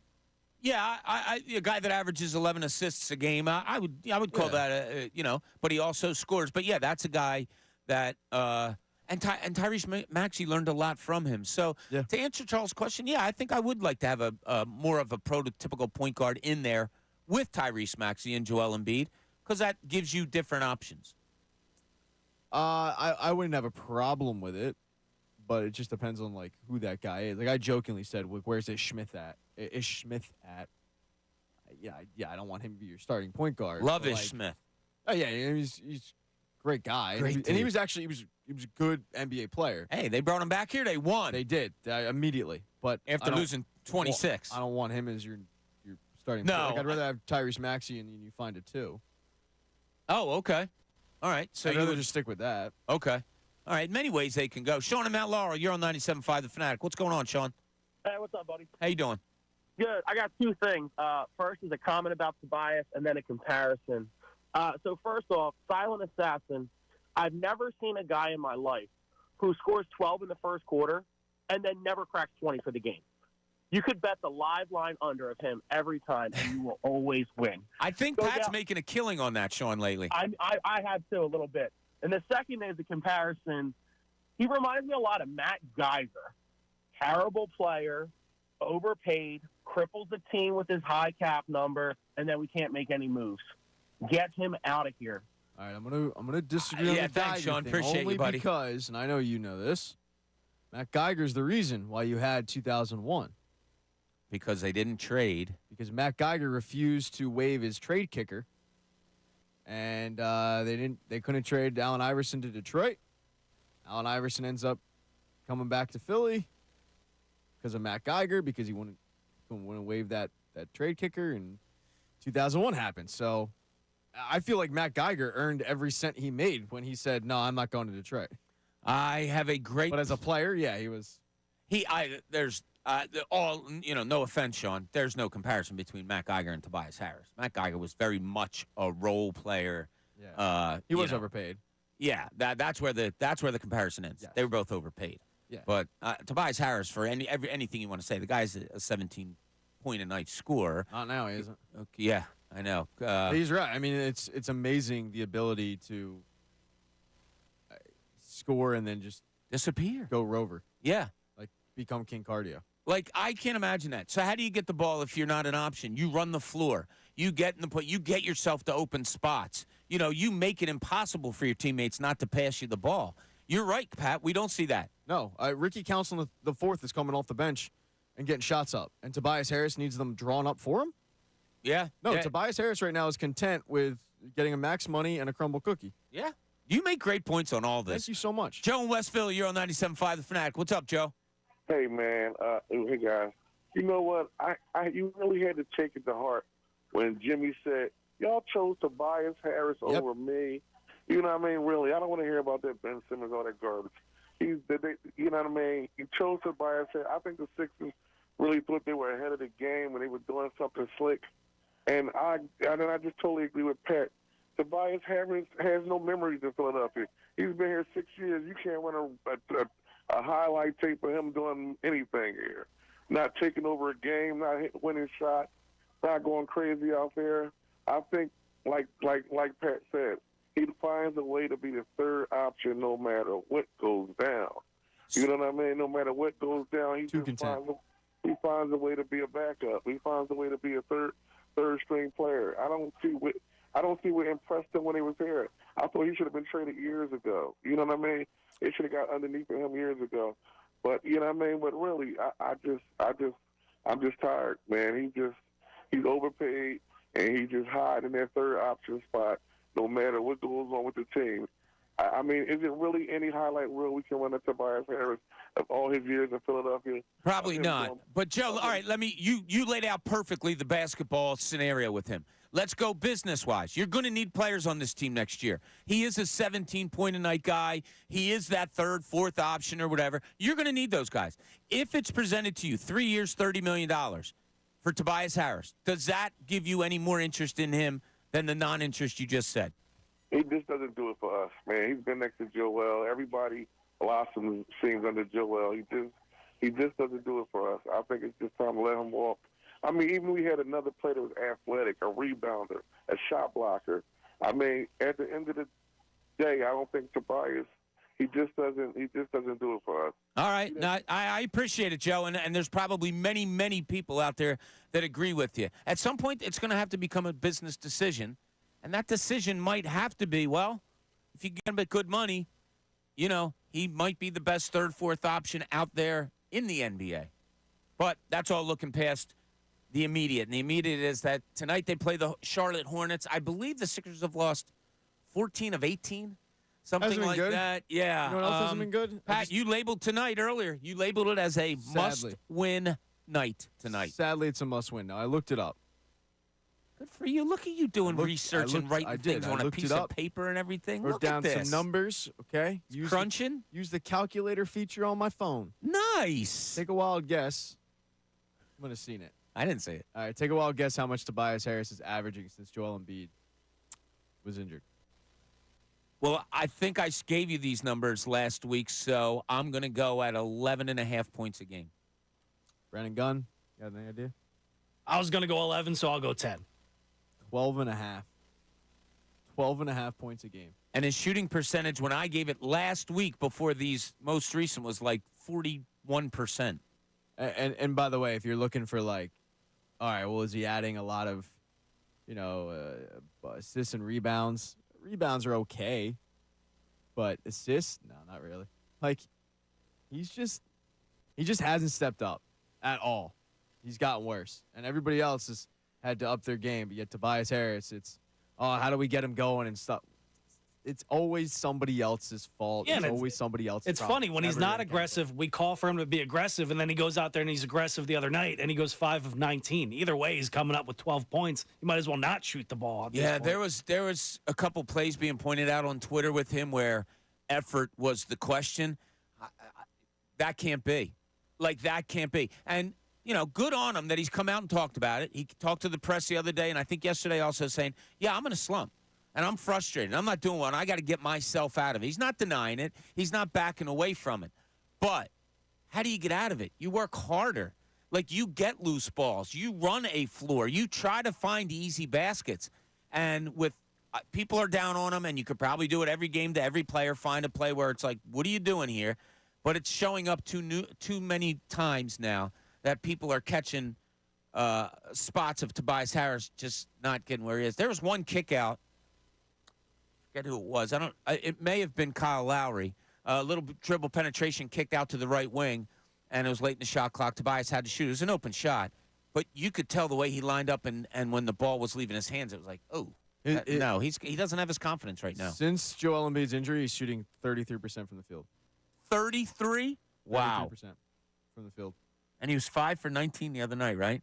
Mm-hmm. That was 26%. Well, he got 19 shots up, so I guess that's the way you got to look at it.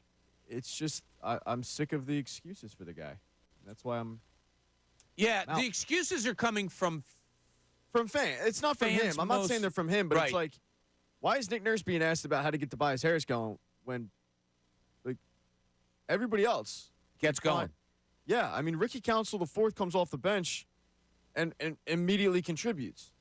Tobias Harris is out there playing 29 minutes, and he's a hindrance.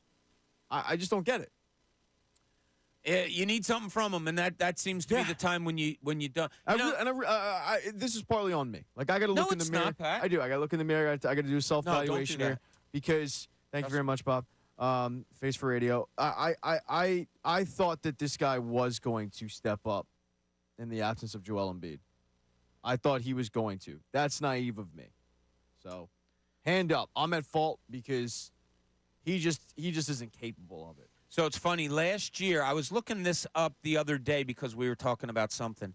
But last year, if you remember, most of us remember Game 6 more specifically because that's when the Sixers lost to the Celtics at home when they had really a chance to win it. But last year in Game 7, if you remember, Tobias Harris started that game off really well. Yeah, he did. Like 10 points in the first quarter. Finished the day 7 for 13, 1 for 7 from 3. Finished with 19 points after a huge first quarter, I believe. Yeah, he just has that tendency of falling off, which is it's a horrible label to carry around, and it probably gets bigger and bigger and bigger the more you play. I think that's just where he is right now, and I don't – he wants to break out of his slump now. I think fans view it as something more than a slump. I think they just view it as that's who he is at this point after this contract. Like, this is why it has to go – they have to go in a different direction. I don't feel like he – does he even want to come back here at this point? That's a good question. Like, we're asking, do we want him back? Does he want to be here, or does he want to go start somewhere else? Yeah, it's a conundrum when it comes to Tobias Harris, something that may be rid of after this week or maybe not. You just don't know. All right, we get back here on the John Kincade Show. A couple other topics I want to bring up. One, I'm going to get these guys' grading system going again on some Eagles things because Eagles gave out grades earlier this week. Well, it's our turn to turn the page on that one and put the grades on you. Also, I want to talk about some of the athletes in this city and where we are with them and where we want to be moving forward. This is the John Kincade Show here on 97.5 The Fanatic. Fanatic.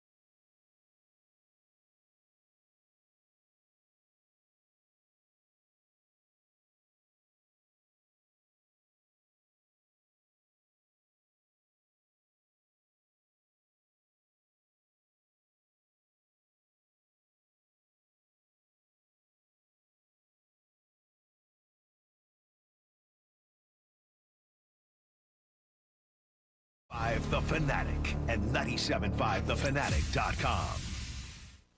The John Kincade Show with Bob Cooney and Pat Egan continues. 97.5 The Fanatic and 97.5thefanatic.com. Somebody called sub. Pat Egan's out. Ray Dunn is in. Pat grew. Never mind. That was short-lived. We are on air, Pat. That was short-lived. Pat grew a couple inches. I was afraid a curse was coming out. That's all. What's up, guys? Pat went to Temple for a couple seconds right there. I did, yeah. I got in. They let me walk around. Sweet. Pretty cool. Ray Dunn is sluggish today. Was there a women's basketball game you called? Or? No, just he did a trivia night last night, and it runs late, so he's just a little sluggish. I did. That's what my dad used to call it. I ran a Quizzo for 5 or 6 years, and yeah, those can get can get late. Yeah, I never got into that, probably because I'm dumb, and I would never win. I never got into like the bar trivia type of things, even though. Thanks, MB. Don't you hate that when you put your hand up for a high five and somebody just walks right past you? No, it's a power move on her part. I guess. MPG's like, I'm not here to high five. I'm here to get work done. I stand on business. So our friend Mary Beth, who is the head of our national sales team. Yes, the head. She has a countdown going on her desk, Pat, which I think you and Brendan are aware of. Creator of Appletini Friday. Yes, she is the creator, the shirt wearer of Appletini Friday. But anyway, for those of you out there, Mary Beth is a very, very, very close friend of our show, and she's leaving next Friday. Happy about it. Yep, one more week left here. We're so proud of her and happy for her. She's moving on elsewhere, but Drake wrote a song about it. She's kind of set. Yeah. We have a friendship that we have formed among this show and Mary Beth, and it's fun and it's cool, and we're gonna miss her like crazy. So I told her she came in today. I said, "Come on in, sit in with us. Do your work in here." So that's what she's doing. She won a studio sit-in. Yeah. So lost. She lost the studio sit-in, but yeah, a little bit going on here at 97.5 The Fanatic. This is a Fanatic Friday. It's presented by Pump Man Philly. Pump, pump, pump. Pump, pump, pump. For 24/7 emergency repair or pump replacement, count on Pump Man Philly, the guys to know to fix your flow. B, are you a big go-to bars for trivia nights things? Yeah, I used to love going to my local one until the Quizzo host, he took it a little bit too serious, which I liked. There was no cheaters, but he berated a kid for cheating one time. Oh, really? Like a 5-year-old or something. So I will tell you. 5-year-old? Like a 5 to 10-year-old, Oh, my God. And he yelled at him, and then the owners had to get involved. I'm just Really? I just wanted the $20 gift card, man. Yeah, you ruined it. I used to host, obviously, as I said, for years, and people would every once in a while come up and be like, "That table over there is cheating."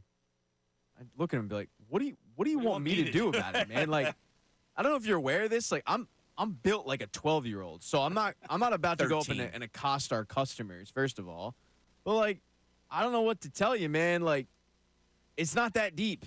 No. It's really not. It's a gift card and a free drink. Like, that's pretty much what it is. Well, man, some people take it. That's one of the reasons I never did. Like, I would get asked all the time, like, why don't you do like an Office or like Game of Thrones theme, like just one day, right? And I'm like, because those people take it so seriously that I don't want to deal with them. So people will come up and complain, "You got this wrong," and it's blah, blah, blah. And I'm like, I'll give you a point. Just go away. Oh, you know what? That did cross my mind yesterday, speaking of getting things wrong maybe, and maybe I'm wrong on this. But we played Game Time yesterday, and the magic number was 29. Yeah. Did you say LaShawn McCoy? Rookie year. Yeah. Rookie year. Okay. Yeah, because last night I'm sitting down, I'm just doing whatever I do, and all of a sudden I'm like, it's just, I swear to God, I wasn't even thinking about anything. All of a sudden I'm like, wait, LaShawn McCoy was 25. Yeah. And I was going to text you, but I figured you might have worded it differently. Rookie year, we're 29. How about that? Speaking of those Eagles, they did their report card this week. Everybody got good grades. You get an A, and you get an A. And those grades were taken at a time when they were 8-1. They'd just beaten the Kansas City Chiefs. So now we get to sit back, we get to absorb, and we get to turn the tables. I've already asked Pat. I needed grades from Pat and Brendan. Grades for Nick Sirianni. Brendan went D-. Pat went D+. Jalen Hurts. Brendan went B-. Pat went B. Let's go to the defensive side of the ball, boys. Pat, I'll start with you. Hassan Reddick. I will give him an A-. Ooh. I'll give him an A. There was some silence there at the end of the year. I'll give him an A- because his workload, I feel like, and I'll look it up, but the snap count was probably way higher. All right, when you say way higher, real quick, When you say way higher than he should have gotten, or way higher? Like, I think he was burnt out because they didn't do their traditional. Like, since my lifetime, the Eagles have had a rotation at defensive end, and right. they've kept guys fresh doing that. This past season, they didn't do it. They didn't do it at all. And Hassan Reddick has always been a guy that plays a lot, but it's tough when you've got one-on-one matchups and you're playing a lot of snaps. And God, were they doing that a lot this year? I pointed it out, I think, after like the second or third game where it was like, why are all we seeing? We're never seeing any stunts or anything. Why is it just all one-on-one? And that does have to wear on a Hassan Reddick who's 240 pounds, on a Josh Sweat who's probably maybe 260, 265. They're going against 340. That's got to be hard, and that's got to be wear and tear. I'm a little surprised at your A- for Hassan Reddick. I mean, I just think his ability as the quarterback is elite. When you factor in that the entire defense forgot how to play football after they made the switch, I can't really blame him for that. Okay. And on top of it, as I said, he's going on one-on-one matchups primarily. He's supposed to just go out there and beat his guy. And they're having him do something that he wasn't brought here to do. Yeah, and he did not make one play dropping back in coverage. No, it was dumb. Never. All right, Brendan, what do you got for Hassan Reddick? What's your grade for the season? Yeah, I'm going to give him a B. I mean, went out there and got double-digit sacks again for the second time in 2 years that he's been here in Philadelphia. I mean, we praise Brandon Graham. He's only done it one time in his whole career here. Hassan Reddick's gone out there and done it twice in the only 2 seasons he's been here. Now, it's kind of like the group project back to Pat, where the teacher sabotaged Hassan Reddick and put him with the biggest idiot in the class. Like, he got Billy Madison as defensive coordinators and Matt Patricia and Sean Desai dropping him back in coverage. And I can go back to that Seattle Seahawks game. I was kind of thinking, okay, we switched it up. I kind of liked the move at that point to switch D coordinators. And then Hassan Reddick lines up inside on the first defensive snap of the game. I'm like, hell yeah, it's the NASCAR package again. Nope. Drops back 10 yards, and he puts his hands in the air like, what the hell am I doing here? Damn, that's what all year was. Yeah. Billy Madison reference and everything. And I'm not. You can correct me if I'm wrong, BG, but I don't think you're talking about Billy Madison after he met Veronica Vaughn and started really, getting his life together. I think you're talking about second grade, first grade, Miss Lippy. Yeah, the poop Billy on the Madison. doorstep, Yeah. Billy Madison seeing penguins. Like that Billy Madison. You know the reference, Bob. Oh well, damn straight I do. You can't out reference me today. One came up earlier. I got you. The kid who wanted to just draw a blue duck because you never saw a blue duck before. He called the blank poop, and that's what they called the Eagles' defense all year, no matter who you switched in at defensive coordinator. All right, I'm going to go back to the offensive side of the ball because I'm interested in this one, and I'll start with you, Brendan. Devontae Smith. It's so hard because I had such high expectations for him this year. I thought he was going to have a better year than even an A.J. Brown. Now, did he have a good year, a great year? Yeah. I mean, he got over 1,000 yards again, I believe.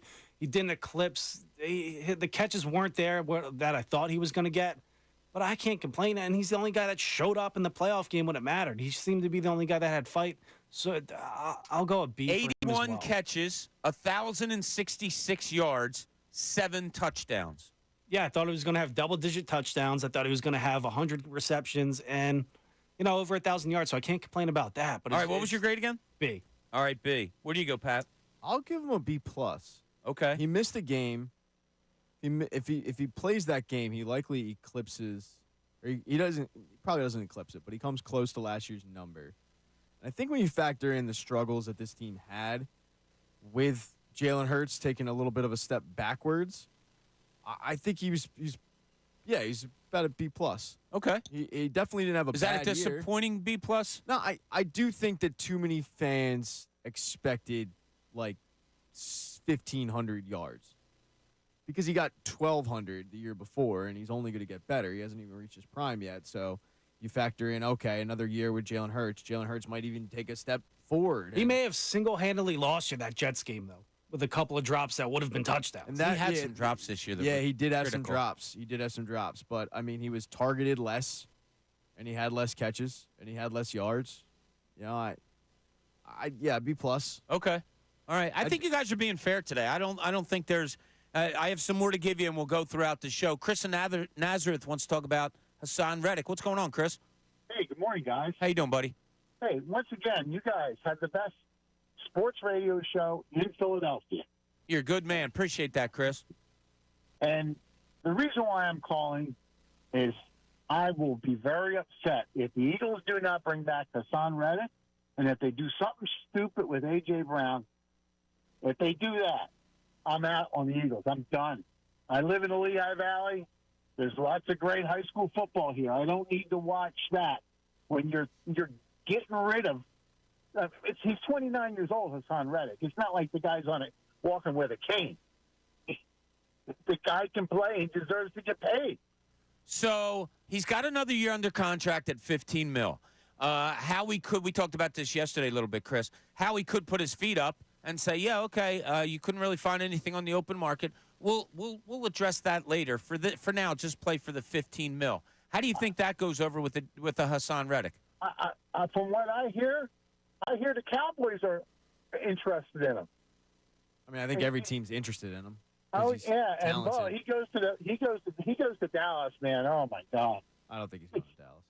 Yeah, I hope not either. Real quick, Chris, if you had to give a grade for Hassan Reddick for this season, what would it be? I would give him a B+. I saw him when Einstein there was running the defense. A couple of times I saw him line him up inside. Yeah. I'm like, what are you doing, dude? He's an edge rusher. Yeah, there was. Thanks, Chris. Appreciate it. There was a lot of questionable things that they did defensively, not just with Hassan Reddick, but everywhere across the line, as we've labeled out. 9 o'clock hour. It's brought to you by the Bagster Dumpster in a Bag. Get yours today at Home Depot and Lowe's. For details, go to Bagster.com. All right, before we get into some more grades, I have something here because it's kind of that time of year. We're looking forward to the Phillies. The Sixers were kind of looking past because do they get to the playoffs or not? That's kind of the talking point. Flyers, it's future as far as trade deadline, which way do you go, all of that. So I want to do a little future looking with you guys. Let's look at the here and now, though. Who are the top 3 athletes that you're focused on in this city right now? Now, the now has to also include the future because obviously, you know, when you're looking at somebody, it has to be for the future of the team. But right now, who are the top 3 athletes that you're looking at that are going to be so, I was going to say persuading you into what's going to happen with their teams? Who are the top 3? Pat, I'll start with you. Ooh, man, that is tough. I will go with Trey Turner. Ooh, 31-year-old Trey Turner. I like that. Aaron Nola. And then I will go with Jalen Hurts. Okay, go ahead. We'll expand on that. I might want to change this in like 3 minutes. That's okay. Let Brendan talk, and then you can. Those are the 3. Okay, you specified player, right? Yes. Okay. Yeah, so I'll start with Bryce Harper. I mean, I think he's coming off a full offseason, that he's going to be healthy. I think he's primed for an MVP caliber season. And I think the window for the Phillies is kind of, with this bunch, is shorter than we expect. Now they're going to be able to reload a little bit, but this roster right now is constructed, has like a 2 to 3 year window max. I think Harper has to go out there and take this team over the level if we're going to have to win a World Series. You know what I mean? He's going to have to be the guy that gets it done. Okay. That's one. Number 2, it's Jalen Hurts. I mean, Pat brought it up. Most important position in the biggest sport in the city, right? Yeah, and Pat brought it up a couple weeks ago, that little bit of doubt in your mind. Like, is he the guy? It's probably not. He is the guy, but there's that little fear in you. And as a Philadelphia fan, like, can he get it done? I need to see him bounce back next year and maybe not be the MVP caliber player, but he has to be a top 5 quarterback in my mind for the Eagles to go out there and have any shot next year with all the mayhem going on. And then number 3, I mean, it would be Embiid, but man. I can't believe we've done 6 names before his name came up. And I don't, cringe that you guys didn't do that. I understand it. It's hard because I don't want to say I think the Sixers window is closed, but I'm kind of there. If you have a healthy Embiid, he's the ultimate rock that can go right through that shut window. But are we going to get that guy? Well, you had a line about another Sixers player earlier, and as soon as you said it, I was thinking, can you equate that to Joel Embiid also? Who? He is what he is. You said that about Tobias Harris. Yep. Is that where we are now in that you guys gave 6 names of the most important athletes in the city, and Joel Embiid was named number 6? Well, I did it, and I thought about him, obviously. Because right, sure. He's so good, but I don't think this is the year. So, yeah, he's not on the forefront of my mind right now because I don't think this is the year. If I thought that this was the year, if this was the beginning of February and he can come back at the end of the month, yeah, he's making the list. Right. But I think when he comes back, it's too far gone. I'm looking ahead to guys that can contribute for this upcoming season and maybe so paramount to the success of their team. Whereas Joel Embiid, I'm looking ahead towards 2024, 2025. That's why your Aaron Nola answer is an interesting one, because you just explained out why. He is so key, so pivotal if that Phillies team is going to get over that World Series hump, right? Yeah, he's crucial. I mean, if Aaron Nola can be what Aaron Nola was 2 years ago, I mean, I've said it before, he's the every other year guy. If he can click this year, and you've got a 1-2 punch of Nola and Wheeler, that's going to be really, really tough for a lot of teams to beat. Well, it's going to be 1-2-3 when they sign Blake Snell too. 610-632. Yeah, I still wouldn't mind that at all. I wouldn't mind him or Montgomery. I mean, they're just sitting there, collecting dust. So, because of your answers, Pat, I would think that you believe the Phillies are the closest right now. Yeah, probably. Okay. I don't think the Eagles are far off. I think the Phillies have more competition than the Birds do. I think the Phillies are very, very talented. I don't think they're the number one team in baseball, but that's because the Dodgers right now, as currently constructed, are just worlds better than everybody. Now, baseball is a weird sport. Doesn't matter what you do in the regular season. Teams can just come in here and lose. So that's why I think that they're probably close. Whereas football, you need to remake a whole defense. I don't know if that's possible. When we started this, Brendan, you said, it has to be players. Who is the either owner, GM, whoever that you had in mind? It was Nick Sirianni. Oh, it was? Okay. Because if he can get the locker room back and get the guys back on track, I think all the problems nearly go away, at least on the offensive side of the ball, where it was a whole bunch of nothing after you started 10-1. That was the worst offense I've seen in my adult life, I feel like, was that how they ended the season. No motion, a bunch of the same routes every play. I don't know how much was Brian Johnson or Nick Sirianni, but if Nick Sirianni can figure that out with the help of Kellen Moore, then I think we're going to be back to one of the better offenses in the league again. That's funny because when I was thinking about this and I was thinking of coaches or GMs, the reason I didn't have Nick Sirianni among the coaches hardly at all because of what Pat says all the time. What exactly is it you do here? So if we don't know what he does, how important is it of what he does? That's a great point. So I don't know. That's the way I looked at it. I also went Phillies, and I went on the thinking of Pat about Nola, I went Castellanos because I can't – it's not the biggest of names – like Nola isn't, but I can't have him floundering at the plate. I can't let there be a black hole there for him, and it's something that they address with him. I thought there was an interesting story today about the Phillies in batting practice. So you think of batting practice, right? Guys go up there, throw the ball right over the plate, you get your swings in. What they're doing is they're throwing hard and they're throwing bad pitches because they want their guys to learn to lay off of those bad pitches.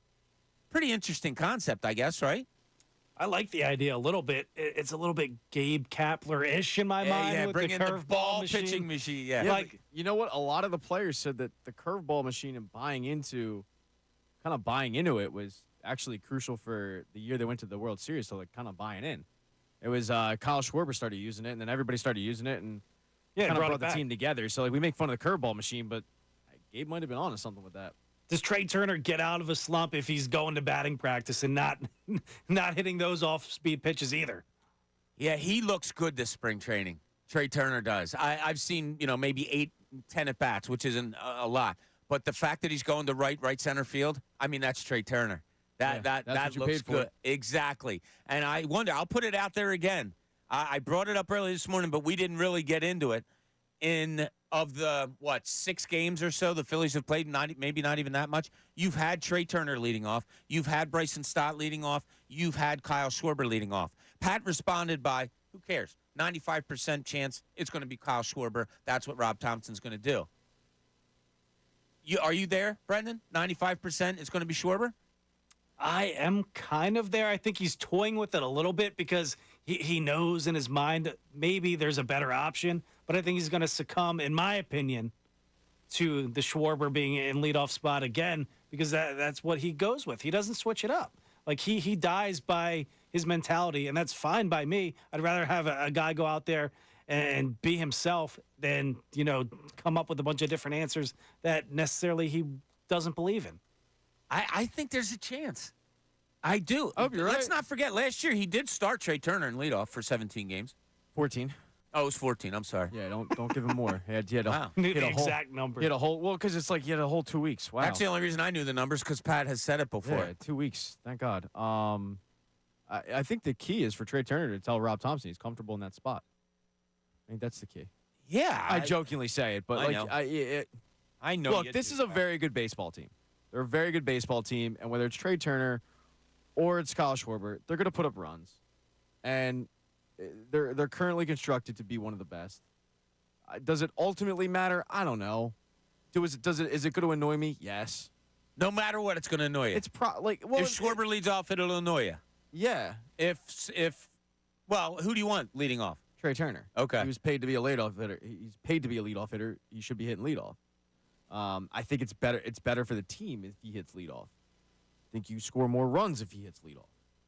But I need to get over that because Rob Thompson has other ideas, and it's hard to argue with Rob Thompson when in his first year he goes to the World Series, and in his second year he comes within 9 games of returning to it. So, and they choked, but they should have went back to the World Series. I feel like every manager, you have a gripe with them about something. Nobody's perfect. Right. And Rob Thompson, for me, it's the leadoff thing. But ultimately, is it really going to matter that much because this team is going to be good? And you're going to, like, people like me will harp on it when the team is struggling. But are they good because Schwarber's up at the leadoff spot or in spite of it? I don't think it's in spite. I don't think it's because. I think he happens to hit leadoff, and they just happen to win. Like John brought up yesterday, and it was a good point. Extenuating circumstance. Yeah, like it's stupid to point at, well, guys, I mean, they have a great record when he went. Yeah, okay. Well, what if he went 0 for 4 and Zach Wheeler pitched a gem? Like, was it because Kyle Schwarber hit leadoff? No. And Taijuan Walker led the National League in wins up until August, and the guy was trash the better part of the season. Yeah, it wasn't very good, but, like, he just happened to be there at the right time, and that's kind of how I feel with Kyle Schwarber. I said the whole comfortability thing, like, well, he's hitting $190. I don't know how comfortable I want that guy. I want him to be a little bit uncomfortable. But, look, he's going to hit 40-plus home runs. He should have over 100 RBIs. Their Phillies are going to win a lot of games, and whether it's him or Trey Turner or whatever, I mean, we're going to be talking about a pennant race one way or the other. So harping on it, I'm going to do it. I know myself. I know I'm going to focus on it, but I really should get over it. No, I don't think so. Because it's funny. I look on our YouTube page. I don't know how many times a day people are throwing out lineups. No, this is my lineup. This is mine. If you go through my notebook, I swear to God, like every 5th page, I have a different lineup for the Phillies and how I want it. Like, I think that's the excitement that this team is garnering, and I think they're that good. They are. They have so many different ways you could go with it. Because you could throw Stott in the leadoff hole. You could throw Turner in there because you paid for him to be a leadoff hitter. You could throw Schwarber in there because he has been your leadoff hitter. You could throw Bryce Harper in there because he's your best player. We talk about positionless basketball. Obviously, it's not positionless baseball, but in the order, it kind of is. Like, you can hit these guys kind of everywhere. And for a person like me, who the glory days are with Charlie Manuel, where you knew where guys were going to hit, it is a little adjustment to be like, oh, if things don't go well, you can tinker with it a little bit. Charlie never did that, but a lot of managers do, and they have success with it. So it's a good problem to have that you could throw so many guys in there. My issue is you're going to throw the guy I want the least in the leadoff spot. Because I would be fine with a lot of guys, and the one guy I probably don't want in there, I think is going to be hitting in the leadoff, and that's Kyle Schwarber. And that's only because I think he should be hitting like 4th. Yeah, I'd rather see the speed at the top of the order, too. And I think it's Stott because of his infatuation of lefty, righty, lefty, righty. You're going to have Harper hitting 3rd. So if you go lefty, Stott, you go righty, Turner, you go lefty, Harper, and then, another lefty and Schwarber, and then you do the lefty-righty thing again. So we'll see. It's weird that I get anxious looking for the Phillies lineup for spring training at 9 o'clock in the morning just to see who's leading off for them that day. All right, before we go to break, let's do a couple more. We need some more grades out of you, too. All right? I'm going to go to the defensive side of the ball, and I'm going to go with Darius Slay. I'll start with you, Pat. I will go B plus. I struggle between whether it's a B or B plus, but I'll go B plus. I think he was better than people think he was. Why? Why you say that? Because the defense was so bad. And Okay. he's one of the outspoken guys, and he had some choice words about if you look at what I did in this game, and it didn't really matter because the team lost, but he was kind of focused on his individual performance. But I think when you look at his stats matched up against the best receivers in the league, he shut them down. And that's what he does. Yeah. And cornerback is a lot like offensive linemen in the sense where we kind of harp on when their mistakes, and we don't really focus on when The the positives, yeah. And for a lot of cornerbacks, the only positive that a lot of people take away is just that it's takeaways. So if you're not getting interceptions, we don't really focus on pass breakups and coverage and whether or not a guy is open. And when you step back and you go, oh yeah, like Justin Jefferson was quiet tonight, well, it was because Darius Slay was on him.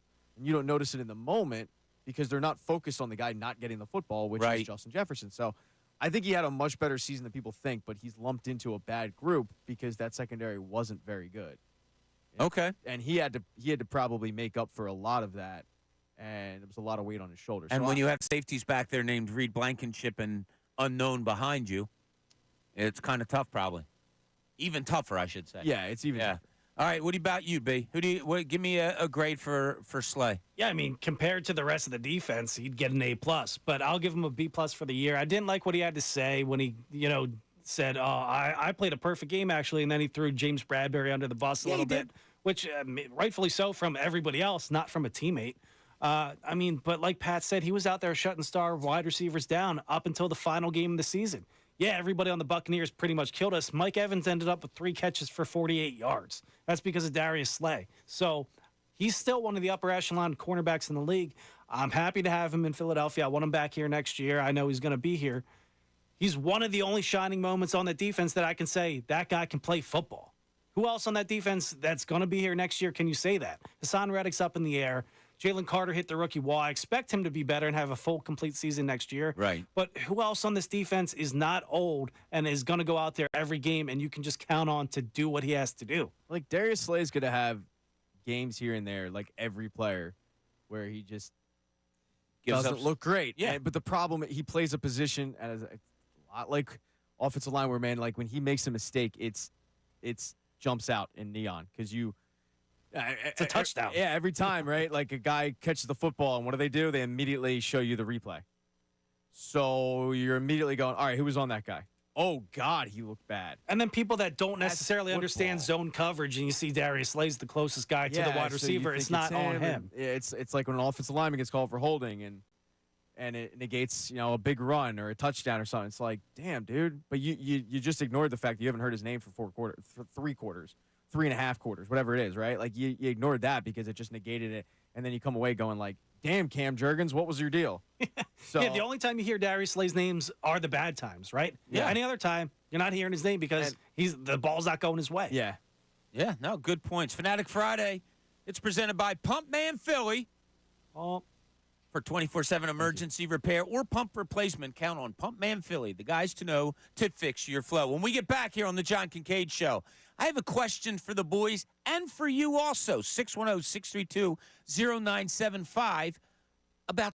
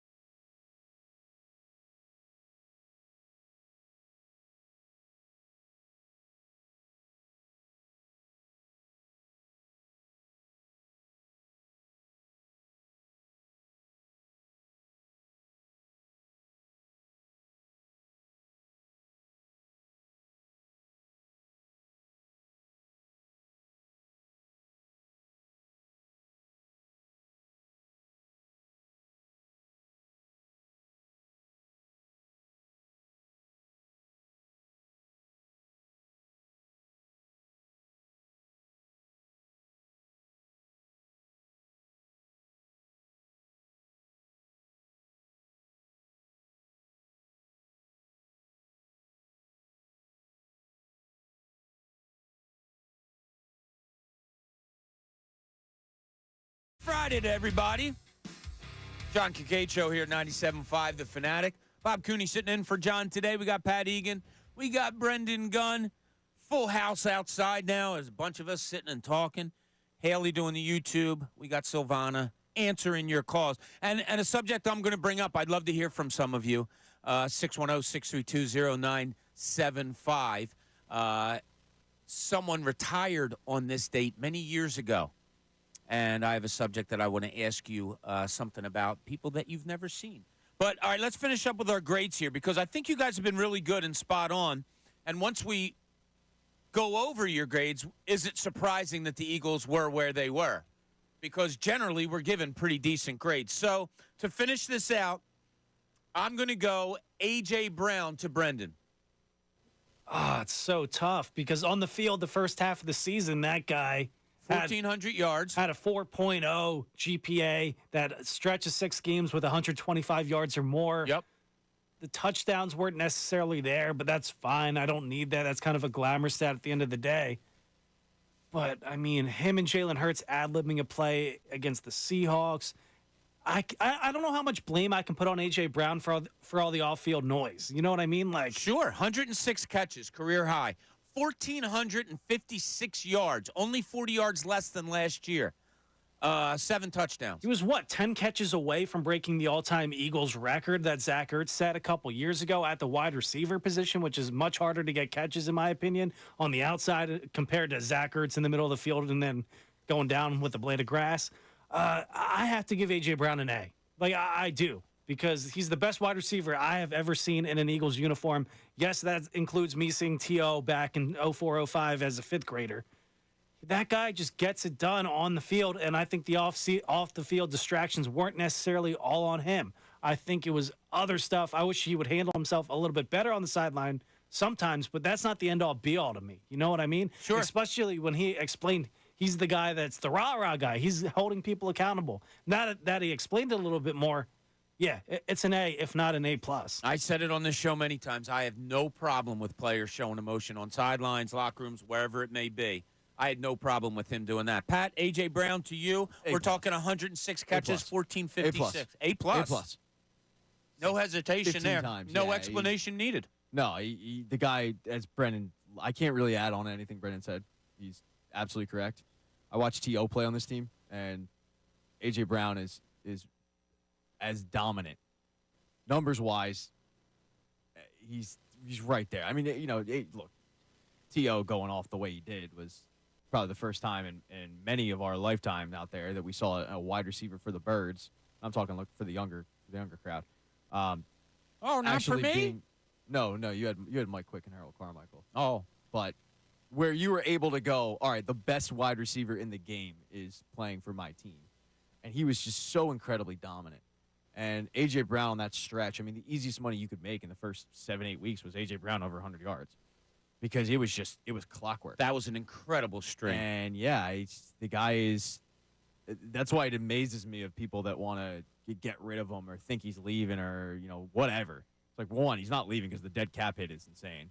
But 2, why in the world would you want to usher that guy out? No. That's the one thing that Howie Roseman said that I actually, fully believed, that wasn't just GM speak, was when he's like, wait, so we get this guy and we're just gonna trade him for the sake of trading him? No, that's dumb, and he's right. It is. Good on you, Howie. He plays a position that is very diva oriented and get me the ball in very me position. And then we're always shocked when the really good wide receivers come to Philadelphia and they do that. Are that way. And look, we can go back to very humble James Thrash if you want. Okay, James Thrash wasn't making any waves. Hank Baskett. Hank Baskett made some waves for the wrong reasons. Right, that's but, true. Todd Pinkston isn't popping off in the media. There's a reason. Those guys weren't very good. Yes. The good wide receivers can pop off. They can say whatever they want. Yeah, you never heard a peep out of Deontay Burton. So you can always think about that one. I thought he was going to go Travis Fulgham. But that's the reason why he's here. Yeah, that is. All right, last one on the defensive side of the ball. Jalen Carter. I'll start with you, Pat. I go A because wow. Yeah, look, he was the rookie of the year for the majority of the year. Yeah, I guess. And I don't think he had a lot of help with his running mate in Jordan Davis. I wasn't really impressed all that much with Jordan Davis. Now, Jalen Carter hit a wall that most rookies hit. So, towards the end of the year, yeah, it wasn't great. He had that sack at late in the season that was he touched the guy with a fingertip. I am surprised that he didn't win Rookie of the Year because he was that dominant, but he was also one of the most double-team players in football. And he was early in the season when you saw one-on-one matchups, it was like, oh, my God, this dude is a wrecking ball. Because of that, because you factor in the rookie wall thing, yeah, I got to give him an A. I think it's only going to get better. Jordan Davis, meanwhile, I don't. All right, well, then let's do that. We'll double up before we go to Brendan. Give me Jordan Davis. See? I wasn't all that impressed. I thought he was going to. I didn't think it was going to be Jalen Carter good, but I thought he contribute more than he did. Yeah. And he was average. He was a very, And am I worried that he's Mike Patterson 2.0? A little bit. Mike Patterson. Who's the guy I was thinking of from Broderick Bunkley? Broderick Bunkley from Florida State. Yeah. Yeah, they traded up Got for him. shot in the leg, right? No, that was Jerome McDougal from Miami. Oh, McDougal, yes. But I think they were drafted in the same position. I think they were both 16. How about that? All right, we're going to go to you. 14, 15 or something We'll go to you, Brendan. We're going to double up on Jalen Carter and Jordan Davis. Start with Jalen Carter. Yeah, I'm going to have to give him an A as well because, Okay. I've never seen a rookie defender come in there on the defensive line and make an impact like he did from day one. We saw him week one getting double-teamed by Bill Belichick coach teams, right? And then he hit the wall. All rookies do. He got a little bit emotional against San Fran, crying on the sidelines a little bit because some words were said to him. He needs to, I guess, I don't want to say man up, but he needs to. That's going to happen in the league, right? So you got to control your emotions a little bit better. But I expect him to be a foundational piece going forward for the Eagles for quite some time. So on the rookie scale, he's getting an A. Jordan Davis, he's getting a C-. And I'm kind of almost leaning towards I'm out on him. The guy can only play on run-stuffing plays. He gets no pressure on the quarterback, and that's not necessarily what they're asking him to do. But we see glimmers of hope, right? Like against Buffalo when he chased down Josh Allen and made that play and kept him from getting the first down. And season died right there for him. He never caught his breath after that. He laid on the ground, and you could see the football life rise out of his body and go into the 700 set. Well, it's not 700 anymore. And grab a couple beers and sit there for the rest of the season and say, yeah, I'm the football guy in him. I ain't in him anymore. I swear to God, I think that happened. Yeah, he never caught his breath again, and then you never heard of him again after that. Now, there's rumors that the Eagles might want to take another defensive tackle in the first round out of Texas this year.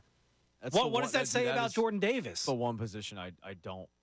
I don't like it, but we saw them do it with wide receiver, taking their top pick 3 years in a row at a wide receiver. Yeah, you're right, and that was a little bit. I feel like that was different, only in the sense. You didn't hit on any of them. Yeah. That's the big... Until the third. That's the big one, is that you didn't hit on any of them. I wouldn't even have necessarily a problem if they took a defensive tackle just in the third round, like a Milton Williams. I think they have a decent room, but unfortunately, because Jordan Davis didn't really take that big of a step, I think you have to bring back You're going to have to address Cox. And it's interesting because Fletcher Cox, unfortunately, out of the veterans that they have, is the one veteran that I don't think is taking that hometown, I want to finish my career. Because he can still play at an upper echelon level. And he was good. And this sucks. You really thought that it was going to be all right, we can move on from him. And we can usher in this new era. When you look at the guy you could have had, and I know John's on vacation and he's the biggest Kyle Hamilton fan there is, but when you look at our safeties and there's none, and you could have had him, and instead you get Jordan Davis, who I liked at the time, but it just shines that light on it a little bit more of how underwhelming he's been. Defensive tackles never do it for me in the draft. I was pumped about Jalen Carter just because he was, by all reports, the number 1 player in the draft. Yep. Well, I remember anytime the Eagles have ever taken a defensive tackle in the first round, I'm like, yeah, it's not the sexy pick. It's not. No. I just remember it's like when they take guards or something.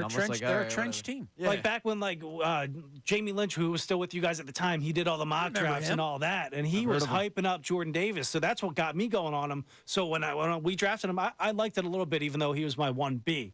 But he has not panned out to that level. He is not the Vince Wilfork big nose tackle in the center of the defense that shuts down the run, guaranteed. It doesn't happen. They don't prioritize linebacker. We all know that. You can go back to 78 when they took was it Jerry. Bob, you know this. The last linebacker. Robinson. Jerry Robinson at UCLA, 1979. At this point, everybody kind of knows it's been quite a long time since they took a linebacker in the first round. We don't even think that they don't take safeties high either. Like so to your point about Jordan Davis, like I wanted Kyle Hamilton, and a lot of people did when he fell. That's a position that they don't really prioritize either. Like Nate Allen was a second-round pick, and Dawkins obviously was a second-round pick, and Michael Lewis was a second-round pick. But in terms of the first-round pick, I can't tell you the last safety they took in the first round. I don't know if they have ever taken a safety in the first round. Yeah, no, I can't remember that. And back to your linebacker point, it's funny. When they won the Super Bowl, I think it was the last time they paid a linebacker $8 million or more in Nigel Bradham. They had a second-round draft pick in Michael Kendricks at the linebacker position and a third-round pick at Jordan Davis. That's the last time they invested in any sort of linebacker positions, and you won the Super Bowl. And you know what else they did in the middle of the season? They went out and got another really good running back. Another position that they don't invest in, and yet it got them helped get them a Super Bowl. So exactly. Yeah. All right. So we finished with the players' grades. This is the last one I'm going to give you. Howie Roseman. Brendan, I'll start with you. That's this year. This year, Howie Roseman. So it has to be what he did to lend to this season. It's so funny because in the offseason, this time last year and at the end of it heading into the season, I thought this was the most perfectly constructed roster I had ever seen the Eagles put together. Obviously, that was not the case. I don't know if I can fault Howie Roseman for doing things that I believed in, too. I guess I need my GM to be smarter than I am because he put together a defense that was full of scrubs, like bona fide guys that couldn't play. He neglected the linebacker position and the safety position, which we just mentioned. He let CJ walk away for nothing. I know there was back and forth, and he probably wanted too much money. But the guy only got a one-year deal in Detroit. Right. You couldn't come with a player option or a team option for a second year or something like that. Like, come on. Like, and then it doesn't sound like it's going to be good. It's going to a C- because of the way it played out. Heading into the offseason, I would have said, oh, yeah, it's the best offseason he ever had. It's an A. The way it played out, C-, period. Patrick, Howie Roseman. I got to agree with him. There was a lot of mistakes that were made. Bradbury over CJGJ is a pretty big one. There was roster holes, and a lot of it was, I feel like, his ego getting in the way of, we can let this guy go because I found him, I'll find another.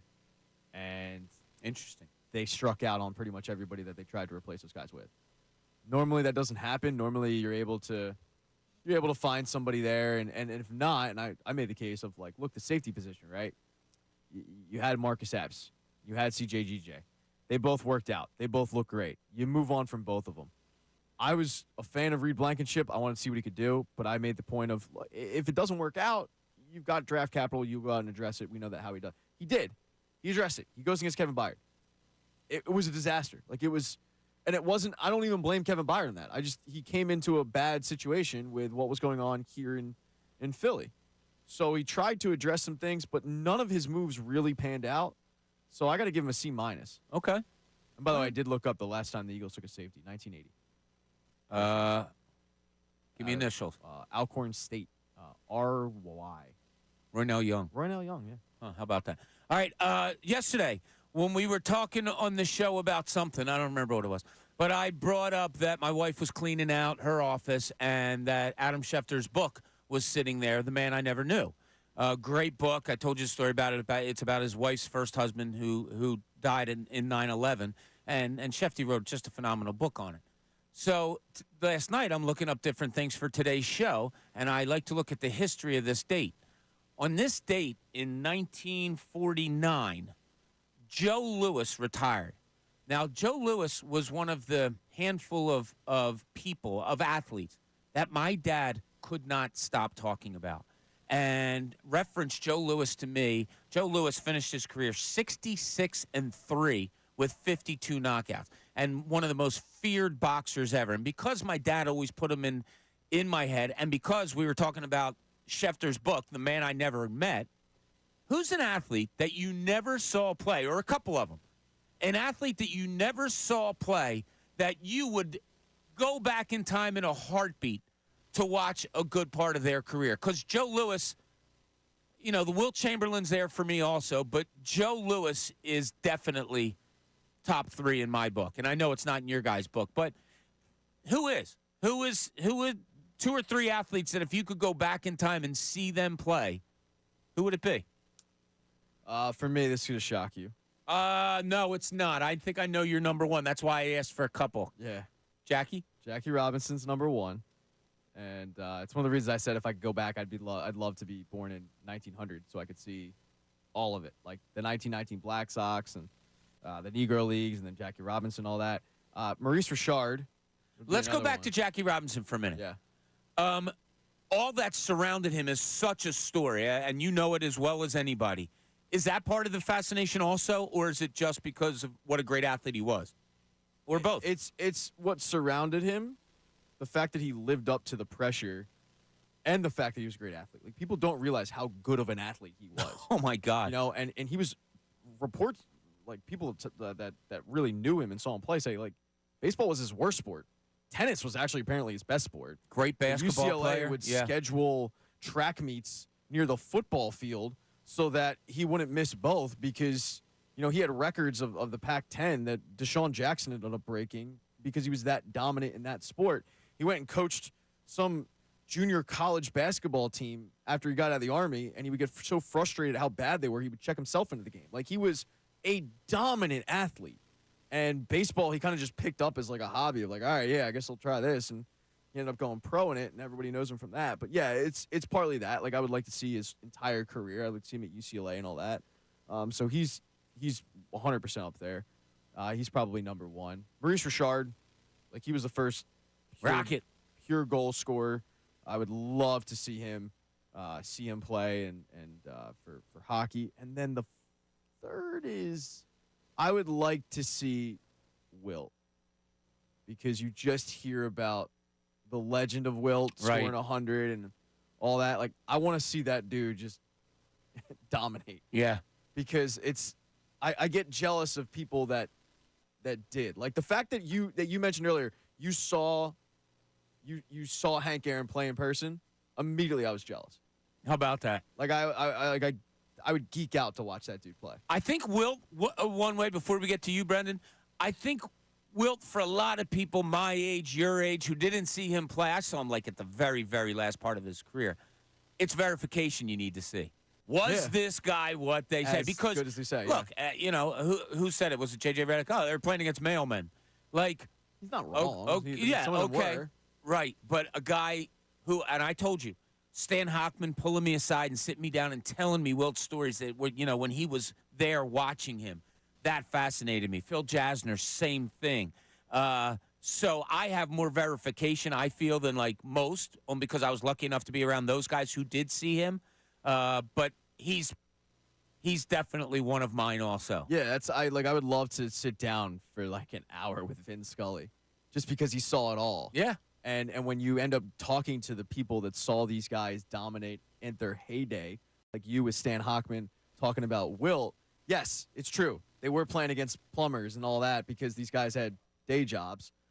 But he's one of the few athletes that people that saw him play will go, oh, no, he could play today. Yeah, yeah. And not a lot of people are like that, just because the game has gotten so much better and so much more dominant. So I would love to see what that guy could do on a basketball court. Yeah. And it's one of those things, like, if we had it's the bar question of like, oh, well, if you had a time machine, where would you go back in time? And to knowing what you know now about that person, to see them then, it would be incredible to watch Wilt. I for the first time within the last couple of months, I don't remember exactly where it was. I think we were in the office here, and somebody showed me a picture of Wilt shaking hands with Shaquille O'Neal. Oh, yeah, when he was throwing up a, you know, like a ceremonial jump ball.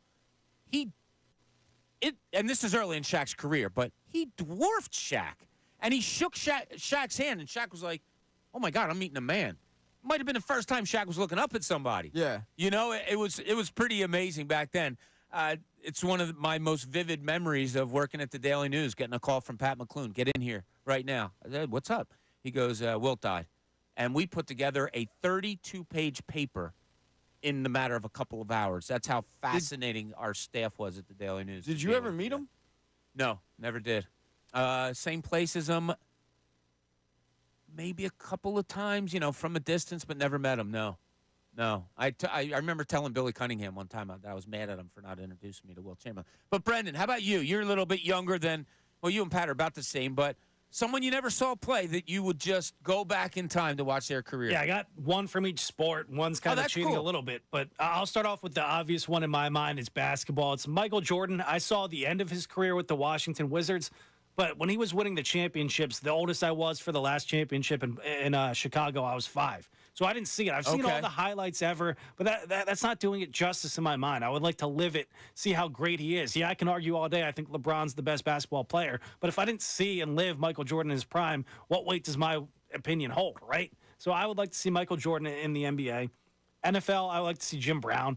I've heard so many stories about him. That was another, not to cut you off, that was another of my dad's handful of guys. Really? Jim Brown. Just like all the stuff he does off the field, too. Like, I would like to watch that guy just go out there and dominate. All-American lacrosse player. No way, really? I Yeah. didn't know that. Yep. That's crazy. Yeah. So I like to see him play both, I guess. Baseball, Steve Carlton. I just heard growing up my dad talking about him. And then looking up his stats, 23 wins one season, 27, 24, 27 when the team had, what, 55? Yes, exactly. Like, I would love to go out there and see that guy pitch and just, I guess he's the best pitcher in Phillies. Left-handed pitcher of all time. So I would love to see him go out there and throw a gem. It's crazy, and not to cut you off, that on the same team, they had the best left-handed pitcher of all time and the best third baseman of all time. Yeah. And I'll ask you, and the all-time hits leader was also on that team. I'll ask you, were they appreciated in the moment? They no, because they were underachievers. You had Danny Ozark here from the late 70s until 80, until Dallas Green, took over that team and gave them the proverbial kick in the butt that they needed, and they brought Pete Rose in here. They won a hell of a lot of games from like 76, 77, 78. All those years, they won a lot of games, but they never got over the hump. So it got to that point that they were underachievers. And then Dallas Green came in, and they brought in Pete Rose. Pete Rose was the one that put Mike Schmidt in place. Mike Schmidt has said, Pete Rose went up to him and said, dude, do you know how feared you are in this league? It's funny. I would love to watch him play, but he's such a creepy weirdo that it's like it didn't even come to my mind. Yeah. Pete Rose was that guy that you hated on the other team, and he was the guy that you said, oh, I'd hate him on the other team, but I'd love for him to be on my team. When the Phillies got him, I was like, nah, he was like 36, 37 years old when the Phillies got him. He was the highest paid player with at a $2 million? $4 million. $4 million, okay. Something like that. He was so creepy that I didn't even care that the Phillies got him. Now, That's who funny. you missing? You missing a hockey guy? Yeah, so this is my cheating one. It's going to be a whole team, the Broad Street Bullies era of Flyers hockey. That's not cheating at all. That's pretty cool. I would love to watch them. It's the only time we've been notable in this city. Like the Flyers, they had their run in 2010. They were good in the early 2000s. John Tortorella put an end to the 2004 team. But in my lifetime, I've never had, I want to say, a hockey team take over a city, which it feels like the stories I've heard of the Broad Street Bullies, they were the team. Those were the guys that everybody were excited to watch. The Flyers have never been that. I would love to see that happen. And the timing of it all was perfect. Hockey had only been in this city for 6-7 years. Yep. So this city was learning what hockey was. I was a little kid when they won the Stanley Cups. But it was amazing that this whole city learned a sport, learned to love a team in an unorthodox style of hockey that the NHL had never seen before. Yeah, it's crazy. I can't even imagine having to do that. I mean, the Union have been around in 15 years. I know it's by far the least popular sport out of the quote-unquote Major Five, but they haven't caught on. And then to see a Flyers team do that in 6 years and go on to win a couple of cups and have the city love them, it's crazy to think about. And got to the final in the third year straight and got swept by the Montreal Canadiens. They were a good team. Brendan, you talked about Steve Carlton a little bit. Do you know who the pitcher with the most wins that never won a Cy Young? No, I don't. Oh, come on, dude. Cy Young. I feel like an idiot now. Yeah, I mean, you should. That's all right. That's what that changed for. You don't. He only had 511 of them. Take off your Phillies hat. You don't know baseball. It's fine. All right, real quick. Let's get Bob from South Jersey in here. Bob, you're on 97.5 The Fanatic. What's going on? Hey, Bob. Love the show. First-time caller, long-time listeners. Guys do a phenomenal job. Thanks, buddy. I want to share a memory with you real quick about Steve Carlton. So I'll be 61 tomorrow. Happy birthday. Thank you, sir. Thank you. And my dad, in August 1972, my dad took me to my first Phillies game. I grew up, he was in the Naval Hospital right across the street, and lived in Deptford. And he said, Bobby, we're going to go see Steve Carlton pitch. That was the game where he was 20-9. He won his 20th that night. Oh, cool. And they beat the Reds 9-4, but it was his 15th straight victory. I still have the Daily News paper from my late parents. So just wanted to share that memory. Watching Super Steve as a kid, man, he was like, wow, it was incredible. Bob, that's awesome. Listen, have a great birthday, all right? Happy 61st. Thank you, guys. Love you. All right, buddy. Take care. He loves us. I think I've told this story before, but it's cool because he remembers it starting out with, like, his dad picks him up and says, we're going to go watch so-and-so. We might do this later next week, but I remember my dad picking me up, and he didn't have a lot of money. But he picked me up, and it was like at the moment of you go to a Phillies game, you don't know how good the team is or not. You're just like, oh, we're going to a baseball game. He's like, it wasn't Steve Carlton. He goes, we're going to go see this pitching prospect tonight, and he's making his major league debut. And I was so amped for Randy Wolf. I had no idea who Randy Wolf was, but my dad was hyping him up as like, this guy's supposed to be, and Randy Wolf had a really good career in Major League Baseball, but it's just funny that you remember the moments of your dad picking you up and being like, we're going to go see fill in the blank, and maybe I'll write that down for a topic. Yeah, that's a good idea. Come up with some great topics for next week because we're going to be with you all next week. My topics next were very good, so next week. We hope everybody out there has a great, great weekend. Bob, happy birthday. Be careful out there. Have fun. Be safe. Hope you guys are all that. Mary Beth, our last week together starts next week. We are very saddened by that, but we're glad you joined us. Our head of sales here at The Fanatic, Mary Beth. She sat with us for the last 2 segments, which was fun. Remember, support life-saving cancer research. Join me and our generous partners, Pump Man Philly, in making a donation to the American Association for Cancer Research today at 975thefanatic.com/AACR. Cancer research, it saves lives. We thank you all for joining us. Hope you have a wonderful weekend. And this same crew will be back 6 a.m. Monday morning. Until then, you got Andrew Salchunas coming up next. Best show ever at 2 o'clock. We'll see you on Monday. Fanatic Sports Update. Finally, some games again. I'm Brendan Gunn, and this update is brought to you by Audible. When it comes to audiobooks, Audible has the best selection without exception. Your first one is free when you sign up for a free 30-day trial at audible.com. After a 2-day layoff, the Sixers are back in action tonight as the